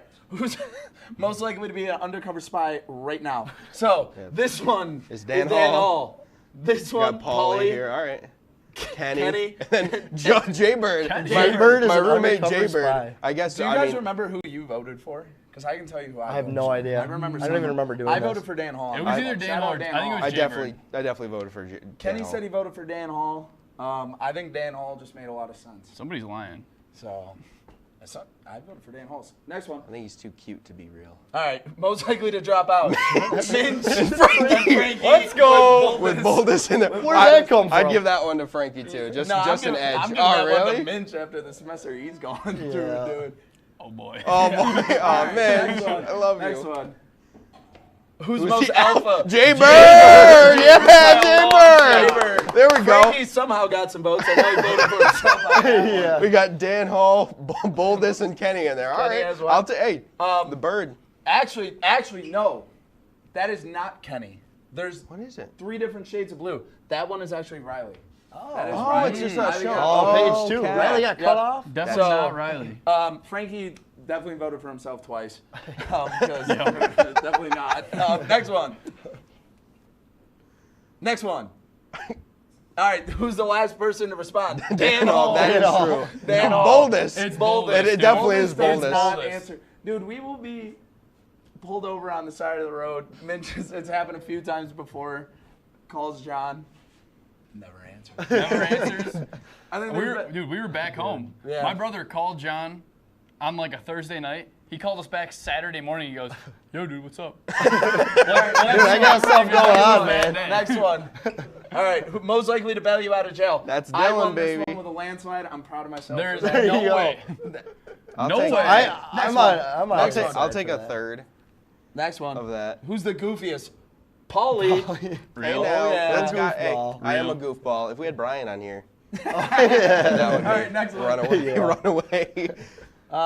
If we have it. Next one. Most likely to bark in public. Really? Do it! I won that one. That's I all gotta you need to vote know. somehow. Next one. Oh, Frankie would second. Yeah, that also makes sense. That's real. Next one. Yippee, live in the van. Seth and I split. So they're just gonna be living the van life Yeah, together. Oh yeah. And then all of us can live in one. We're all like, just suplex living the van life. Yeah. Next one. Get back with their ex. Frankie. I didn't even have Brian. That's No, Brian. that's Brian. And then that Oh, one, okay. the one vote was for me. I was gonna say like I didn't. Anyway, I love my next girlfriend. one. Yeah. Get married first. That's gotta be Kenny, right? Yeah. wait, No. This one's Riley. Oh, that makes This sense. one's Paulie. Yeah. This one's Boldus. Hey, and then nice. I think this one's Kenny. Yes. All right, next one. We love Congrats, Chelsea boys. around here. The person you go to for advice, I won that one. I don't know how I didn't get anything. That's honestly. Yeah, we need to listen to Dylan. We need for to advice, revote. but that's all right. Next Revote. one. I'm going Dan Hall. Biggest simp, Paulie. And it Real. stands true to Landslide. that. There wasn't even a different option. 100% true. It was, hey, real quick, guys. Who's the biggest simp? 3, 2, 1. Paulie Beatty. Hey, shout out Juliana, I'm about though. to say Last some time words we I did can't. this- last time we did this, when we sent this out, she was just your friend who's a girl. So, Yeah. But now she's my girlfriend. girl who's a. That's how you No, say I'm it. sorry. She's my. lovely- Anyway, we're going to send it over to commercial break, and we'll be right back with some more. Oh, boy. And it could be your last chance to see one occur for 2 decades, as the next time one will be visible over the continental U.S. He's May 84. Yarrow told police in the hospital that he had pressed the doorbell and waited. They mix with oxygen and nitrogen. They become briefly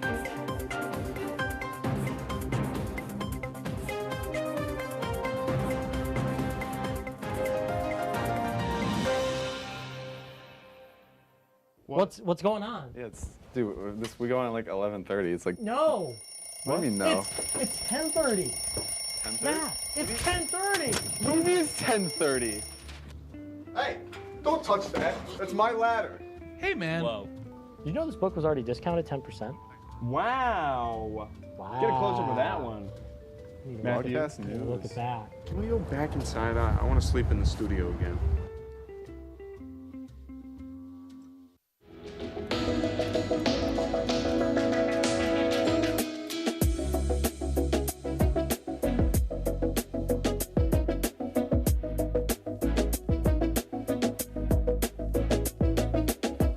When I was in foster care, I never knew when I would have to move, so I always had my suitcase ready to go.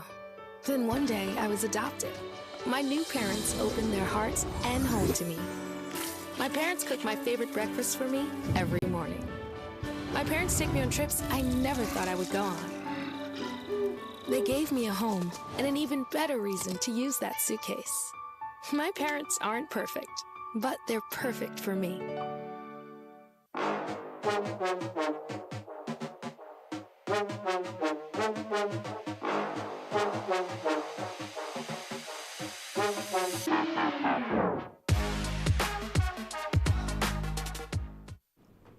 All right, welcome back to Oh Boy. We're still kind of playing some Pong, just hanging out, chilling as we do. Well, now it's time for everyone's favorite segment, Girlfriend Review. All the boys now have girlfriends, and I'm still sitting here single. So if you're watching this, maybe pop up my Instagram, give me a follow. Don't put up my Instagram, I guess, Brummer, whatever, dude. I'm just going to stay single. So, boys, take it away.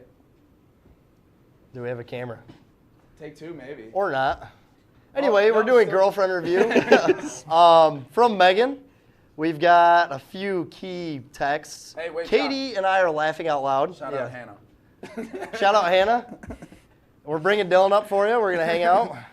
That's all I'll say. Yeah, we're laughing out loud.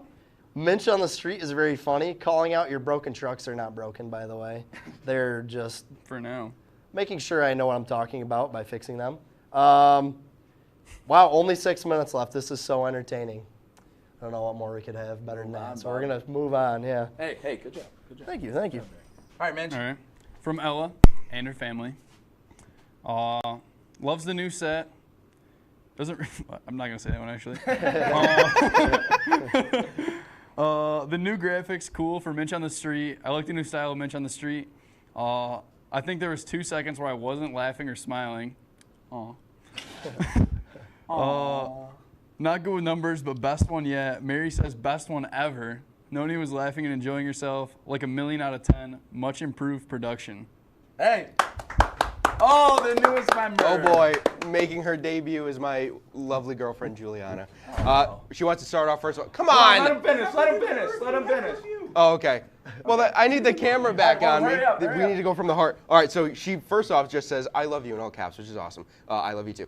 Not too, but whatever. All right, she goes, here's my official debut review. So glad the show is back. Paul, your dance moves are great, and I can officially say that I'm a proud supporter of Minch on the Street. My only request is more Seth, so we need him to keep on coming. Right. No way Justice is most alpha. That's crazy, Paul. I think you have some explaining to do about getting back with your ex. We said that was Brian, so whoever wanted to say that, whatever. It was Brian. And she goes, you don't have to say this out loud, but I would just like to add that I'm genuinely so proud of all of you, and I love you guys so much. And that she loves Megan. Bump Cam. So we'll go with that. There we go. Give her some love. Give her some love.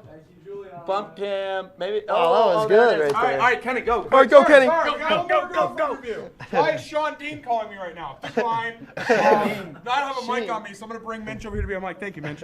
She says, it was wonderful, 10 out of 10, great entertainment, and a big fan of Minch on the Street. Yeah! Who is it? Who is it? All right, here, scooch back in.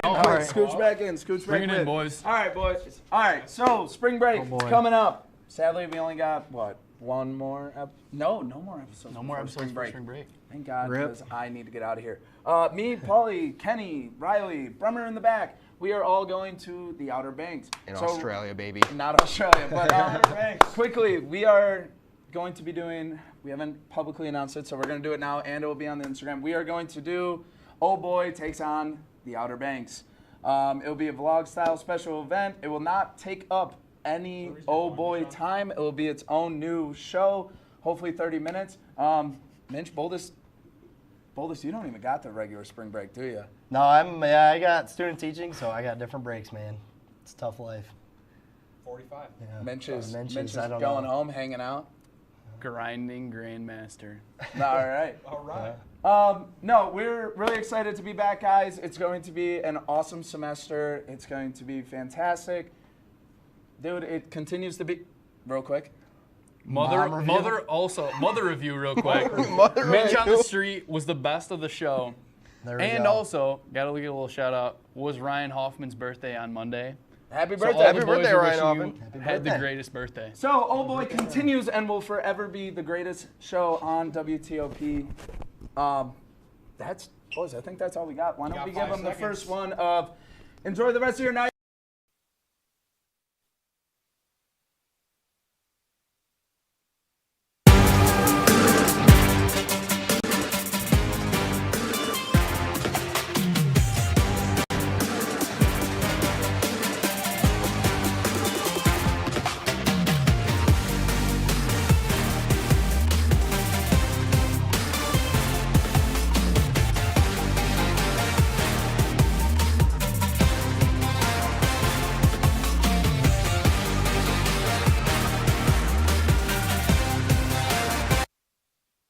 We're already here. Wow. Well, coming into season 23, episode number 5 of Laker Connections, your only place for all things Laker sports. I'm Kenny Gerard, co-hosted by the languid Lucas McGarry. Languid, that's a fun one. Now, Lucas, it has been another wild week of Laker sports, especially for those Oswego lacrosse squads. But before we get there, how are we doing? And let's point out the obvious. We are not in suits and ties tonight. We are wearing our own Lakers gear. I'm the head coach of this flag football team. This is my jersey, so I'm wearing that tonight. Number was 69 in high school, so I kept it for college. It says Kenny G on the back. I highly doubt I can turn that far. There it is. It's Kenny on G. there. You can see it. Yeah, Lucas, did you go ahead and show them what you've got on? Well, yeah, I'm dressed up as an Oswego State swim and dive swimmer. I have my goggles, I have my cap, my warm-up jacket, and I have my Speedo as well. Oh, there it is. So we're all good to go, and we're ready to get Laker Connections underway. Let's go. Show's gone off the rails. Now, Lucas, it has been a fantastic spring season here at SUNY Oswego. The men's and women's lacrosse teams both sit at first in the SUNYAC, both on a track to make a deep run into the SUNYAC playoffs. Baseball and softball are both underway, looking to make a run to the SUNYAC as well.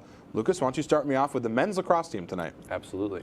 Yeah, on senior day at Laker Turf Stadium, Oswego men's lacrosse power passed SUNY Morrisville 16-8, fueled by a balanced offensive attack and steady defense. After falling behind early, the Lakers quickly responded and took control, leading 3-2 after first and exploding for 6 second quarter goals to enter halftime up 9-2. Garrett Elston led the charge with a hat trick, while Emmett Starwitz and Corey O'Connor each added key goals. Morrisville rallied with 3 unanswered goals to close the third, but Oswego shut the door in the final frame with 5 more tallies to secure a commanding win and a fitting celebration for the class of 2025. Kenny, what'd you think about this senior day game? So stupid. I put myself together. That was a great episode. It's a great game. Sorry. Please take the goggles off. We can't get it. No, this team has been phenomenal. I mean, the only team that they're tied with is Cortland. And that's a squad they're still unable to top. So I think, obviously when we get into that one, it's going to be a tough one for the Lakers. Yeah. But another commanding win on senior day is always a big deal. We mentioned it last episode how important that is to the families and the players on the squad. So being able to take home a win there is important. And again, you see the stats, they're just blowing out of the water. The ground balls, shots, everything is going the way of the Lakers. Morrisville, they were in a solid squad, and Oswego, I feel like they needed to do exactly what they did in this game. Absolutely. I'll take it over to women's lax. The Lakers would take a trip up to the North Country this past Tuesday to take on the 0-6 in conference Potsdam Bears. Many had the mindset this would be yet another easy Laker win. But boy, were the Bears ready to throw down on their home turf. After one half, the Lakers led the Bears 8-4, which many already thought was too close. The Bears were not done, though. Going into the fourth, the Bears were down 5, and they clawed all the way back against the Lakers. The Bears would score 6 goals in the fourth and gave the Lakers a run for their money. Potsdam's last goal came with 1 minute and 7 seconds left in the game, but they were unable to tie it up. The Lakers would hold on to win 13-12 over Potsdam. Oswego moves to 7-0 in the SUNYAC and sits in first place, while Potsdam moves to 0-7 and sits tied for last in the conference. Lucas, this was a close call for the Lakers, but a win is a win. What went wrong and what went right for Oswego in this one? So I feel like for them, they just got a little too cocky. They've had such a great season. They're going to have one of those games, and I think this was the game to do it against a very, very weak Potsdam team. And you see, they kind of got outplayed, but not on the stat sheet, but overall, they definitely got outplayed. And I think the defense that they had was very, very, very lacking. They've had great defense all year, so to let a 12-piece get put up on you by a very, very weak Potsdam squad, it's not a good look. But like I said, I think you need to get this game out of the way as a top team. You got to have that, we're gonna win every game now that against all the easy teams. So this was a wake-up call that they needed. Absolutely, and they put it in 12 goals on 21 shots. So over half their shots are connecting is not a good look for Oswego. But again, it's still, it's getting late in the season. Playoffs are around the corner. This team will probably clinch inevitably in the next game or two. But it's the testament that this was a wake-up call they needed. Yeah, no, I fully agree. And I think for them, this will be the push they need to really go, all right, we're into the final part of the season.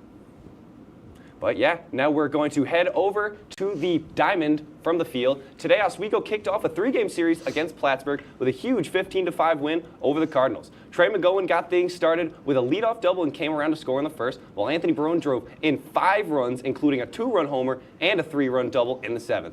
Dylan Rosenberg added 4 hits and 3 runs as Oswego totaled 15 hits and 12 stolen bases. Wow. Plattsburgh hung around early, only down 2 runs going into the 6th, but a huge 7th-run inning rally put it away. Sean Derdinger picked up the win, and Nick Cody handled the final 3 innings for the close. Big win against Plattsburgh, and they got 2 more tomorrow. Yeah, absolutely. It's a good win for this baseball team. I mean, again, they need to pick up those wins. We were talking about the Bats waking up, 16 hits and 15 runs. I would say the Bats have woken up just a little bit here, Lucas. You saw the steals? Ridiculous. That poor catcher for Plattsburgh. Oh, God. I don't even know his name, but I feel for you, dude. It's always a rivalry game, and it's, Oswego always comes to play, and so does Plattsburgh. And, I guess the Lakers in this one, they got the better of the Cardinals. But let's move on to the softball team. So the softball team has finally gotten SUNYAC play underway. Coming in today's doubleheader against the Bengals, they sat tied for last at 0-4 in the conference. Buffalo State was on the other end of the standings, sitting at 6-0 in conference, tied for first. Game 1 would not go the way of the Lakers. They dropped 9-4 against the Bengals, but Game 2 was a different story. The Lakers came out hot, taking a 6-1 lead after 3 innings. The Lakers would hold on to the lead and win 8-4 over the Bengals. Oswego moves to 1-5 on the year, sitting 8th of 10 teams in the conference, while the Bengals move to 7-1 in the SUNYAC and sit at 3rd. Lucas, they finally pick up a SUNYAC win and finally miss the rainy days. Take me through it. No, yeah, that's what you love to see. They got to have a bounce-back game. They lost the first one. You come right back and you win the second one. And I feel like that's been softball's story, is that they're not losing every single game. Usually they split the series that they have against these top teams. So I feel like for them, as much as their season isn't going the way they wanted to, they haven't laid over. They haven't rolled over and died. They haven't been struggling, but they've been playing really well, and they've been struggling to maintain the level play that they want to, but I think they're still putting in the effort, and I appreciate the fact that they're not just moving on to next season. They're still putting in the effort every single game and fighting for every single win that they got, and they picked up a win against a top Buffalo State team, and I think that's really, really impressive. I think the softball team can finally slow down the roller coaster and get into a steady coast. They could have a very good chance of making a deep run to the playoffs. But that is going to be it for our Laker recap. We're going to a quick break. When we come back, it'll be time for the week ahead. You're watching Laker Connections right here on WTOP-10.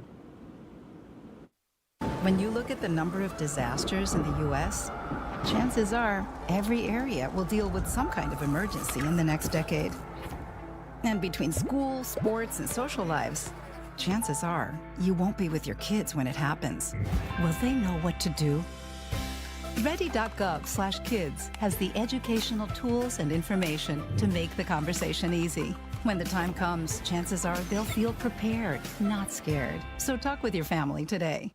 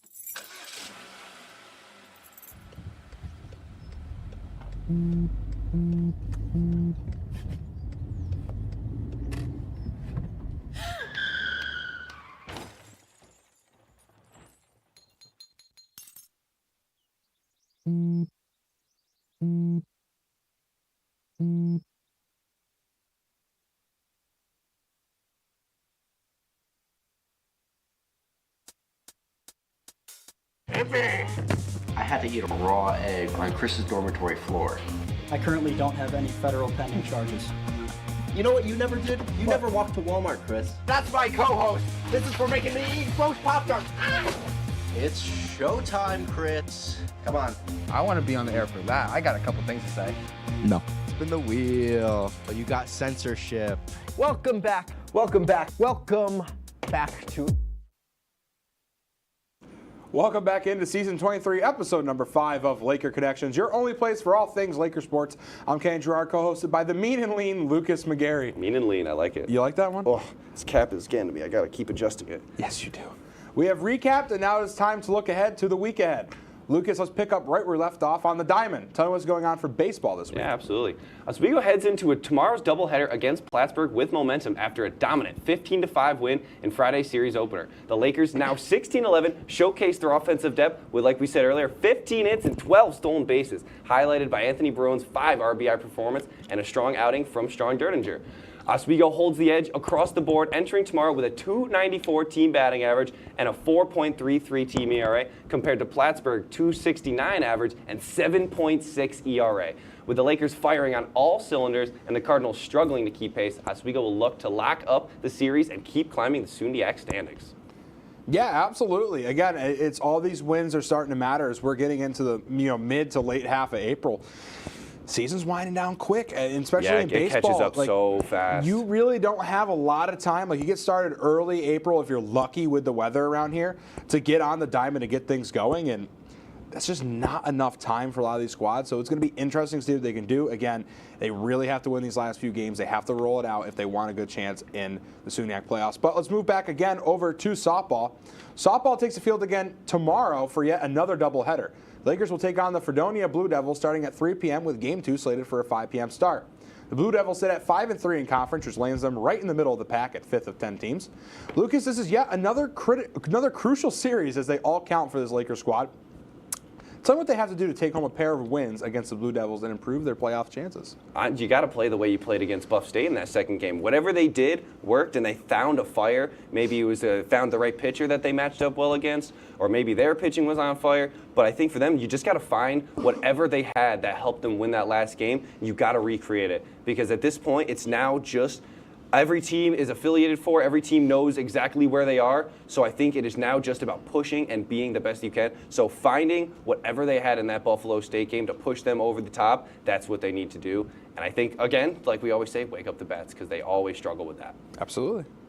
So yeah, we're going to take it now from the diamond back to the lacrosse field. Tomorrow's women's lacrosse matchup between the Oswego Lakers and the New Paltz Hawks is insanely crucial for both teams fighting for top position in the SUNY. Oswego, currently sitting at 11-2 overall and a perfect 7-0 in conference play, holds the 1 seed. But New Paltz, who is 11-3, 6-1 in the conference, is just behind, tied with Cortland for second. Oswego boasts a high-scoring offense, averaging 15.7 goals per game and a solid defense, giving up just 7.5 goals per game. New Paltz counters with an impressive offense of his own, scoring 15.3 goals per game and an even stingier defense, allowing only 6.7 goals per game.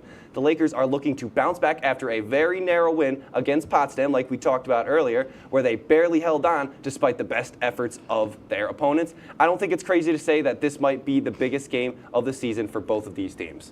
Yeah, I will say, I mean, besides that Cortland game for Oswego, this is now probably the largest game of the year for them. I think that as it is a must win. With a win here, it really kind of opens up the playing field. Both teams that are going to be sitting in that second place slot are behind by at least a game. They have the tiebreaker on both squads.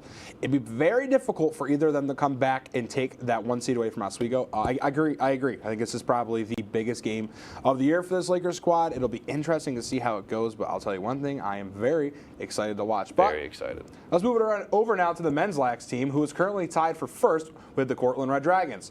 They head up north to take on a different team whose favorite color is also red. The Lakers will take on their age-old rival in the Plattsburgh State Cardinals. The game is slated for a 1 p.m. start this Saturday in Plattsburgh, New York. The Cardinals sit at 1-3 in conference and sit in 6 of 8 squads in the SUNY. Now, Lucas, every game is more and more important as SUNY play is starting to come to an end. Following this one, the Lakers will have 2 more SUNY games, one at home against the Cortland Red Dragons and one away again in Canton, New York. What do the Lakers need to do to stay perfect in conference against the rival in the Cardinals?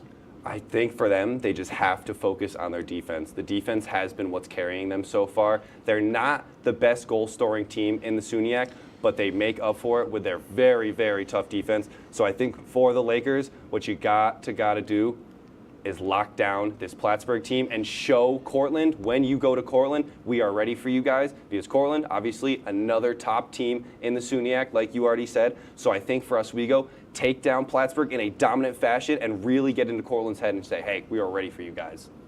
Yeah, again, I think all these games are becoming a must-win for this Lakers squad. If they want to stay in first place, got to beat everybody. It's really not any other option. If they lose a game, Cortland will probably jump them. And that makes that Cortland game even a little bit more important because now they got to beat that top seed. I think that is going to be the biggest game of the year between all these SUNYAC teams. Going to be Oswego, Cortland towards the end of the season for that first place spot. But that is all the time we have for our week ahead. When we come back, it'll be time for a segment we tried last time. We're going to do it again, Lakers to Pros. You're watching Laker Connections right here on WTOP-10.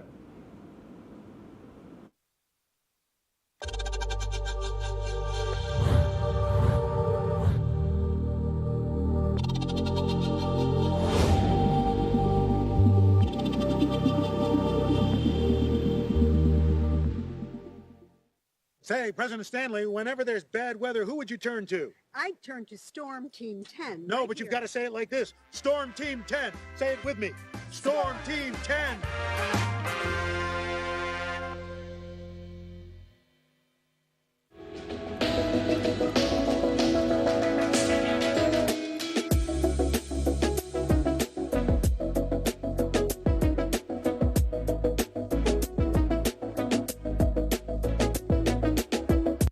If you like action, romance, if you're watching this, and highbrow humor, surface is this? Floor. Minch did not legitimately put his head in the toilet.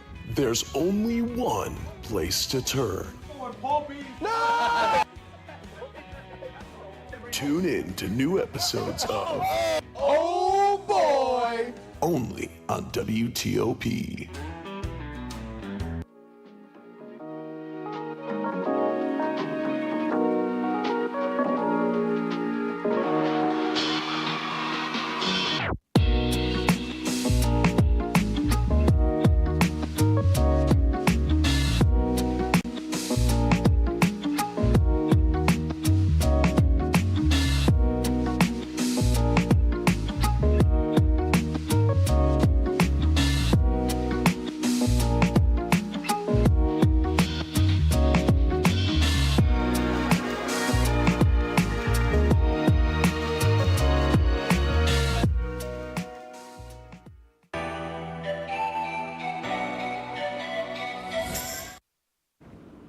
Welcome back into Season 23, Episode number 5 of Laker Connections, your only place for all things Laker sports. I'm Ken Gerard, co-hosted by the lackadaisical Lucas McGarry. That's I've not run bad. out of nice ones. It's not No, that bad. I like What do you lackadaisical. mean, what was that? That was good. No, that's a good one. I got messaged on LinkedIn saying I look, what was it? Hi, Kenny, you're doing great on TV right now from Charles Harkins. Charlie, stop LinkedIn messaging. I know you can hear me. Stop it. What happened to your accent? I know, he's in our... There it is. There it is. All right. Last episode, we tried something new, and we had a new segment from Lakers to Pros. With how much fun it was for us and how much those at home enjoyed it, we are bringing it back. This episode will be discussing recent Oswego grads who have moved on to the next level. The next level can be minor leagues or coach. Lucas, let's discuss some Lakers to Pros. Yeah, absolutely. I will start us off with Shane Bull, who graduated from SUNY Oswego just shy of 1 year ago. He was an amazing athlete here at Oswego and put up some crazy numbers in his time as a Laker. Bull recorded 84 points in his career, 42 of those in his senior season. Bull would end up with 34 shots finding the back of the net for the Lakers. Bull was signed with the ECHL Adirondack Thunder fresh out of college. The Thunder are the ECHL affiliates of the New Jersey Devils, but Bull is currently a member of the Wheeling Nailers, the ECHL affiliate of the Pittsburgh Penguins. And for anybody who doesn't know how ECHL and NHL works, basically in baseball standards, that's the AA version. So there's one more league, the AHL, before you get up to the NHL. I mean, I remember not a lot of about specifics about the players that I've watched here at Oswego. I remember Shane Bull. That's one of the main things I'll say. I remember that guy pretty much every single game I went to my freshman year. When I wasn't working TOP, I would hear a goal sound and I would hear, goal scored by Shane Bull. And I go, yeah, there he is again. Every single game, it was Shane Bull, and it makes so much sense that this guy's going pro. He's a stud. And it's great that he came out of Oswego, but yeah, it's great. Absolutely. Well, we'll talk about another one. Simone Bednarik is a current student here at SUNY Oswego. Bednarik has just completed her senior season, and she had an excellent career as a Laker. Bednarik ended her Oswego career with 61 points and 21 goals. Now, the cool story behind Simone Bednarik is that she actually plays for the Slovakia national team. Bednarek is on the Slovakia roster for the Women's World Championship for Division I Group A. Their next match is slated to be against the Netherlands this Saturday at 1 a.m. Eastern Time. So she's currently playing for them. Yeah, it's phenomenal. You can't say anything better than that. It's Simone Bednarek. She's on an international team. Good luck to her. Have a phenomenal game. I hope you play well. And yeah, she's just another great player. I love that Oswego just keeps pumping out these players that are just subtly really good. Always been a decently good athletic school. We're not the only one in the SUNY who is great at Say, sports. we're not Sportland, but we're pretty good. We're pretty good. So we'll move on to another one now. Jeremiah Sparks is another athlete who graduated just last year from SUNY Oswego. And for those who tuned into the show last year, they probably heard that name a lot. Yeah. Sparks has had a historically good career as a Laker. Over 4 years, he totaled 1,833 points, 337 assists, 708 rebounds, shot 31.9% from behind the three-point line, shot 45% overall from the field, and shot 77.8% from the charity stripe. Right out of college, Sparks went on to play overseas in Germany. Currently, he's a member of BG/TVO/TV John Lindhorst in the German 2 region of Euro basketball. I'll say one thing about Oswego men's basketball last year and this year. They were significantly better last year, and I think a huge part of it has to do with Jeremiah Sparks. And I think Leon didn't realize how big of a hole that would leave when he left, and unfortunately he didn't find it, and that it shows that he's in the pros right now because he is a very big hole that they left. Absolutely. We'll talk about just one more Laker who's gone pro. A.J. Ryan was another member of last year's incredible athletics class of 2024. Ryan was another member of the men's ice hockey team, and he was another key player on the ice. Ryan tallied 5 goals in his senior year and a total of 8 points that season. Ryan, like Bull, would sign a pro contract fresh out of Oswego. He was signed with the Birmingham Bulls, a member of the SPHL, the Southern Professional Hockey League, which is the highest non-affiliated level to play at. Ryan is still in the SPHL, but is now a member of the Mackin Mayhem. Yeah, I watched him play last year. Another fantastic player, Oswego, just pumping out pros like it's left and right. Absolutely. This Lakers squad last year was incredible. A lot of very good athletes. But that's all the time we have this week for Lakers to Pros. We're going to go to a quick break, and when we come back, it'll be time for the Lakers Showdown. You're watching Laker Connections right here on WTOP-10. Would you like to try snacks from faraway lands? Or snacks with bizarre flavors? How about snacks in new ways? Or snacks you've never tried before? You don't have to go far to find these snacks. They can all be found here at Snacks on West 1st Street.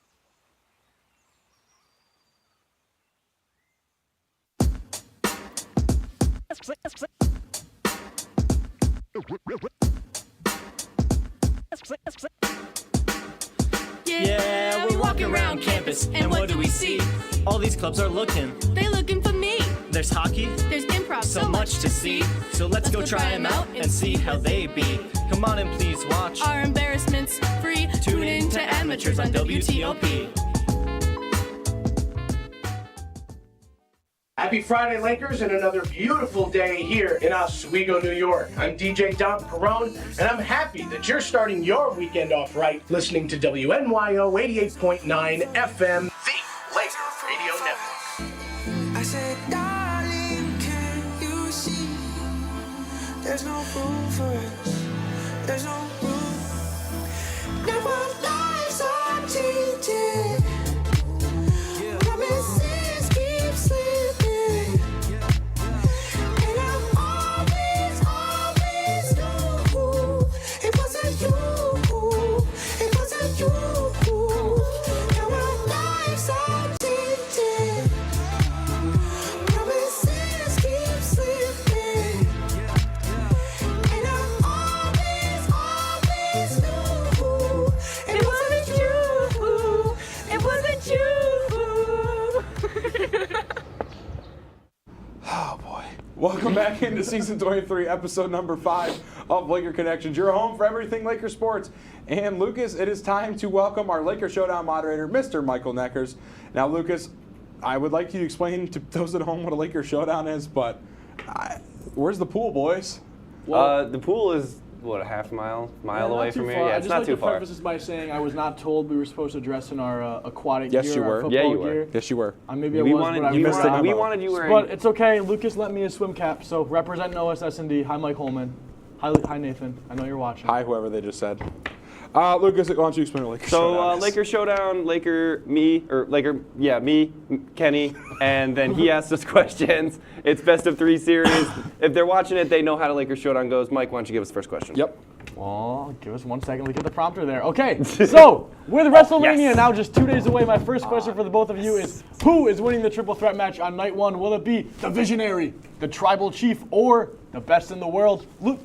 Kenny, you're up first. Man, I'm not as well in tune with, WWE as you guys are, but I think it's obvious here that the best in the world is going to win at WrestleMania. Okay, and who is the best in the world? CM Punk. Oh, beautiful. Absolutely. Absolutely. The wise man has chosen him, right? His wise man's chosen him? The wise man has chosen CM Punk. I'm going to say CM Punk wins it. I think Roman has had his time. Seth is always the pushover. It's going to be CM Punk. Purely from like a half-fan perspective, I think the right way to go is the CM Punk victory here. And Lucas, your turn. Acknowledge your Tribal Chief. Roman Reigns is winning. He's stack pinning. He's stack pinning CM Punk and Seth on top of each other. Roman Reigns in 5. Look at my eyes. What do you see? Lame. See, we've got two great answers Roman here. Reigns is winning. I don't think either of you got the right answer. I think Seth Rollins is going to win this match. Okay. Seth's a bum. Yeah. Seth's a whiny bum. We can talk about it all day, but we don't have time. But Lucas, I'm sorry, Kenny's right. Roman Reigns' time is over. Do not ever acknowledge him again. Do not acknowledge. Kenny gets the first point. Personality. Thank you. All right, next question. Ridiculous. Kenny, this one pertains to you, but Lucas is going to answer it first. WTOP GM elections are underway. We had our presentation yesterday, but I'm conflicted on who to vote for. So my next question, actually, the other candidate's on his way over here right now. Yeah, let's have both the Who candidates should here. I pick? I'm going first, right? Lucas, Mike, you're going first. Should you I have pick one choice. Chris DeLuca, there's 3 options. Kenny Gerard, or abstain? And Mike, I'm going to tell you one thing. You go with abstain immediately. Off rip, I chose abstain. Abstain was great. I feel really confident. He seems like a really great guy. I am going with abstain. And Mr. Gerard, Mr. DeLuca, how are you, sir? Well, since he went with abstain, that leaves me 2 options. I think the answer is clear. One of the 2 of us. Why would you pick abstain and want this to go to an extra vote? I think you have 2 very qualified candidates. You have one who's been doing this for a year. You've got someone who's willing to learn behind somebody else for the rest of next year, or has been learning behind me for a year. Hey, Chris. I mean, I guess we have 2 good candidates, so if I were to tell you somebody, I mean, obviously I want to say myself, but I'll just say between the both of us. Well, you didn't give me an answer, so Lucas is going to get the point here. Pretty plain and simple. Sometimes it's because you didn't give me an answer.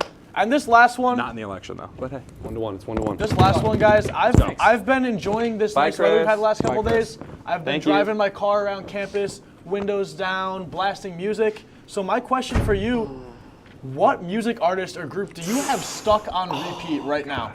Lucas, you're up first. Take your time. We've got time to work with. I don't want to tell you it because you're not going to agree with what I've been bumping. Maybe I will. I've been bumping Gunna. Gunna, okay. Shout out Nate Radivine. Give me top 3 Gunna songs right now. Top 3 Gunna songs. I got mine. One of One, and One of One. Okay. And Mr. Gerard?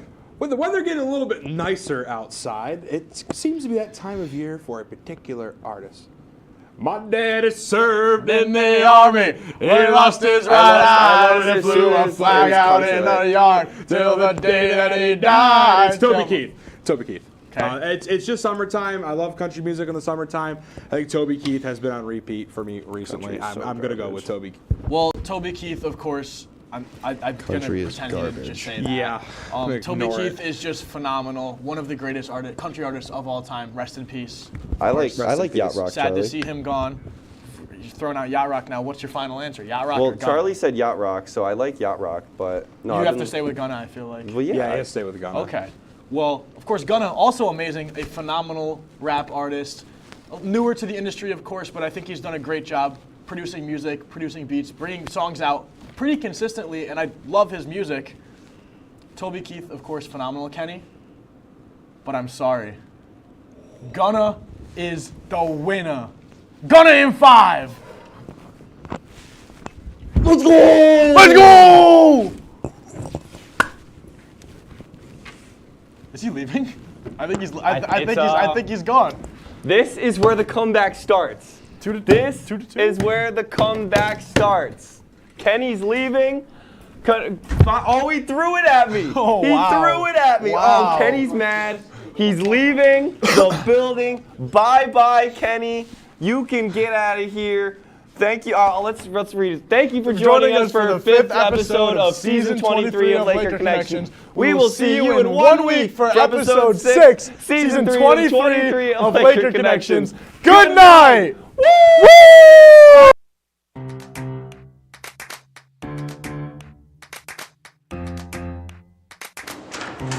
Hey, how are you? You want to chat? Well, you're in luck. The Mick and Nick show is about to start. Oh, Nick! What? The Mick and Nick show is starting. Oh, wait, let's go then. Let's go.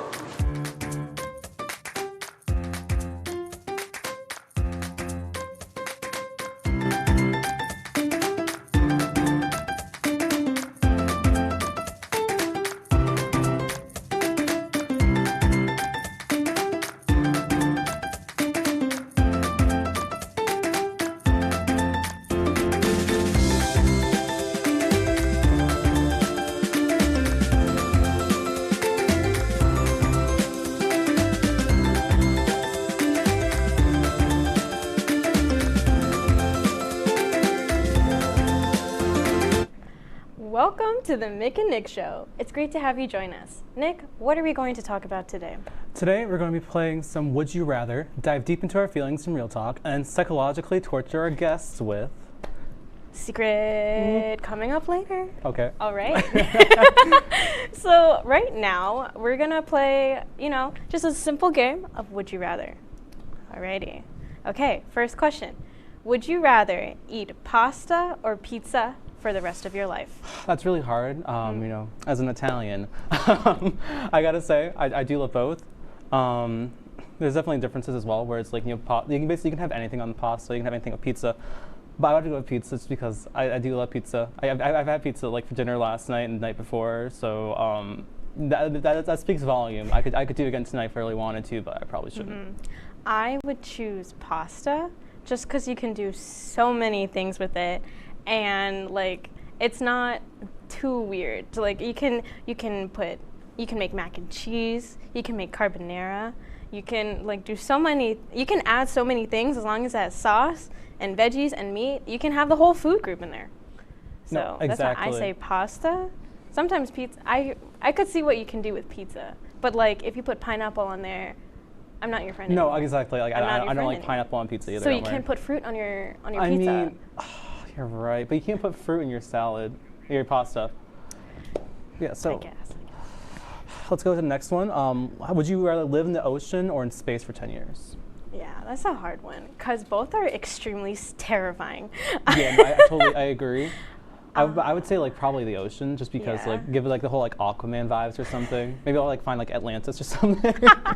I would do the ocean too, just because at least there's stuff in the ocean. Yeah. I mean, you don't know what's in it, but we at least know that things in it exist. With space, also it's limited. With space, it's infinite. Literally infinite. It's just a void.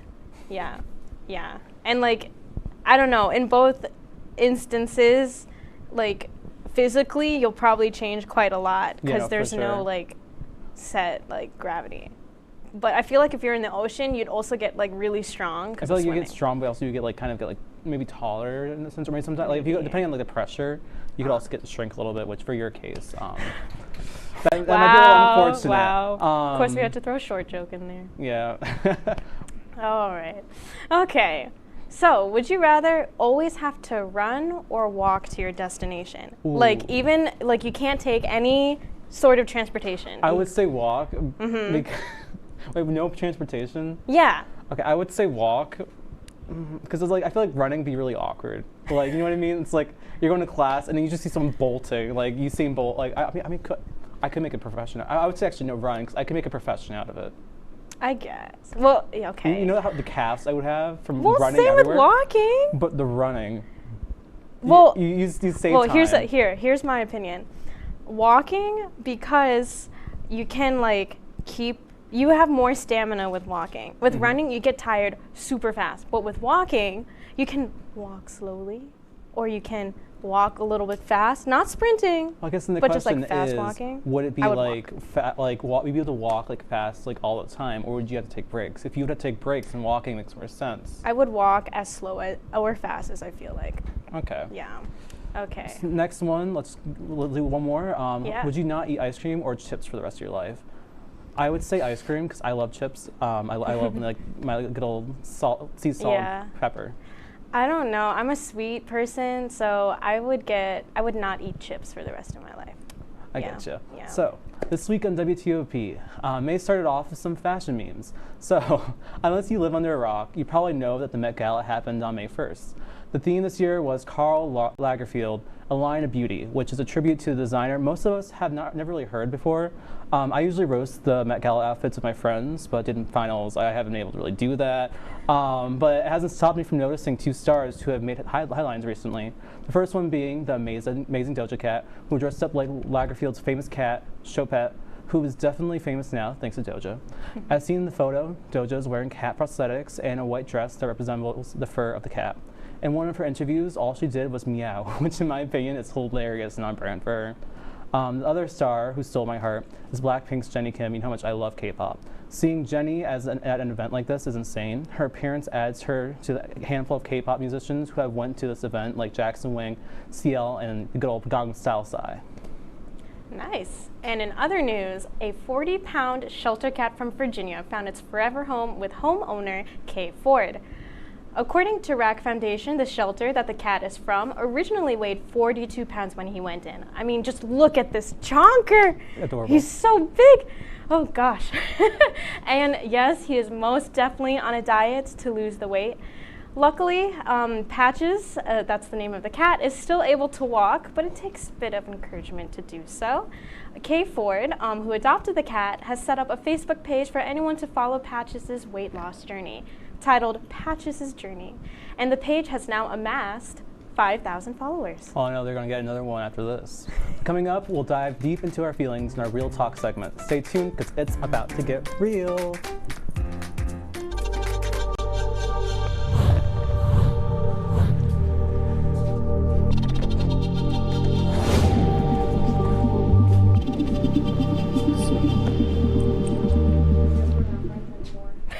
Say, President Stanley, whenever there's bad weather, who would you turn to? I'd turn to Storm Team 10. No, right but you've here. got to say it like this. Storm Team 10. Say it with me.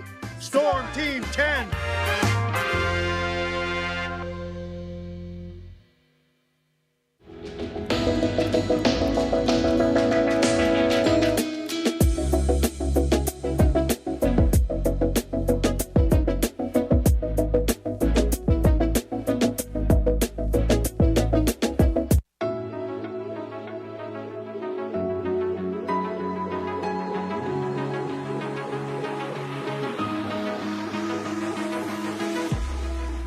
Roll it.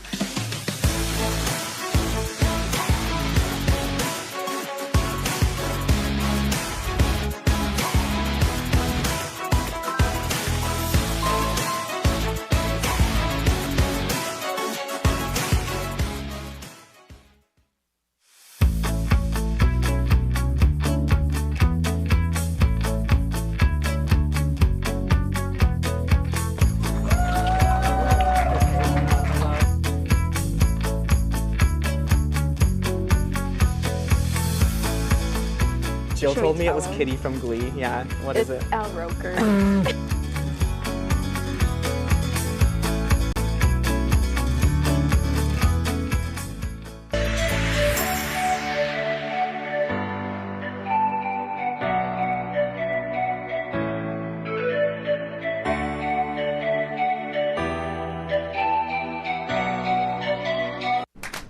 So today we are joined by our friends Cat Speed and Kenzie Shields. Why don't you tell us a little bit about yourself, such as your majors, interests, and clubs you're a part of? Do you want to go first? Hi, I'm Kenzie. I am a journalism and music major. I'm a junior here, and I'm also an RA in Cayuga Hall. My name is Cat Speed. I am a communication major with a minor in mathematics. I am a part of Vocal Effect. I'm an RA in Fennell. And yeah, I love singing. Oh, it's great to have you guys on here. So let's get on with the disclaimers. And so heavy topics such as trauma and deep emotions will be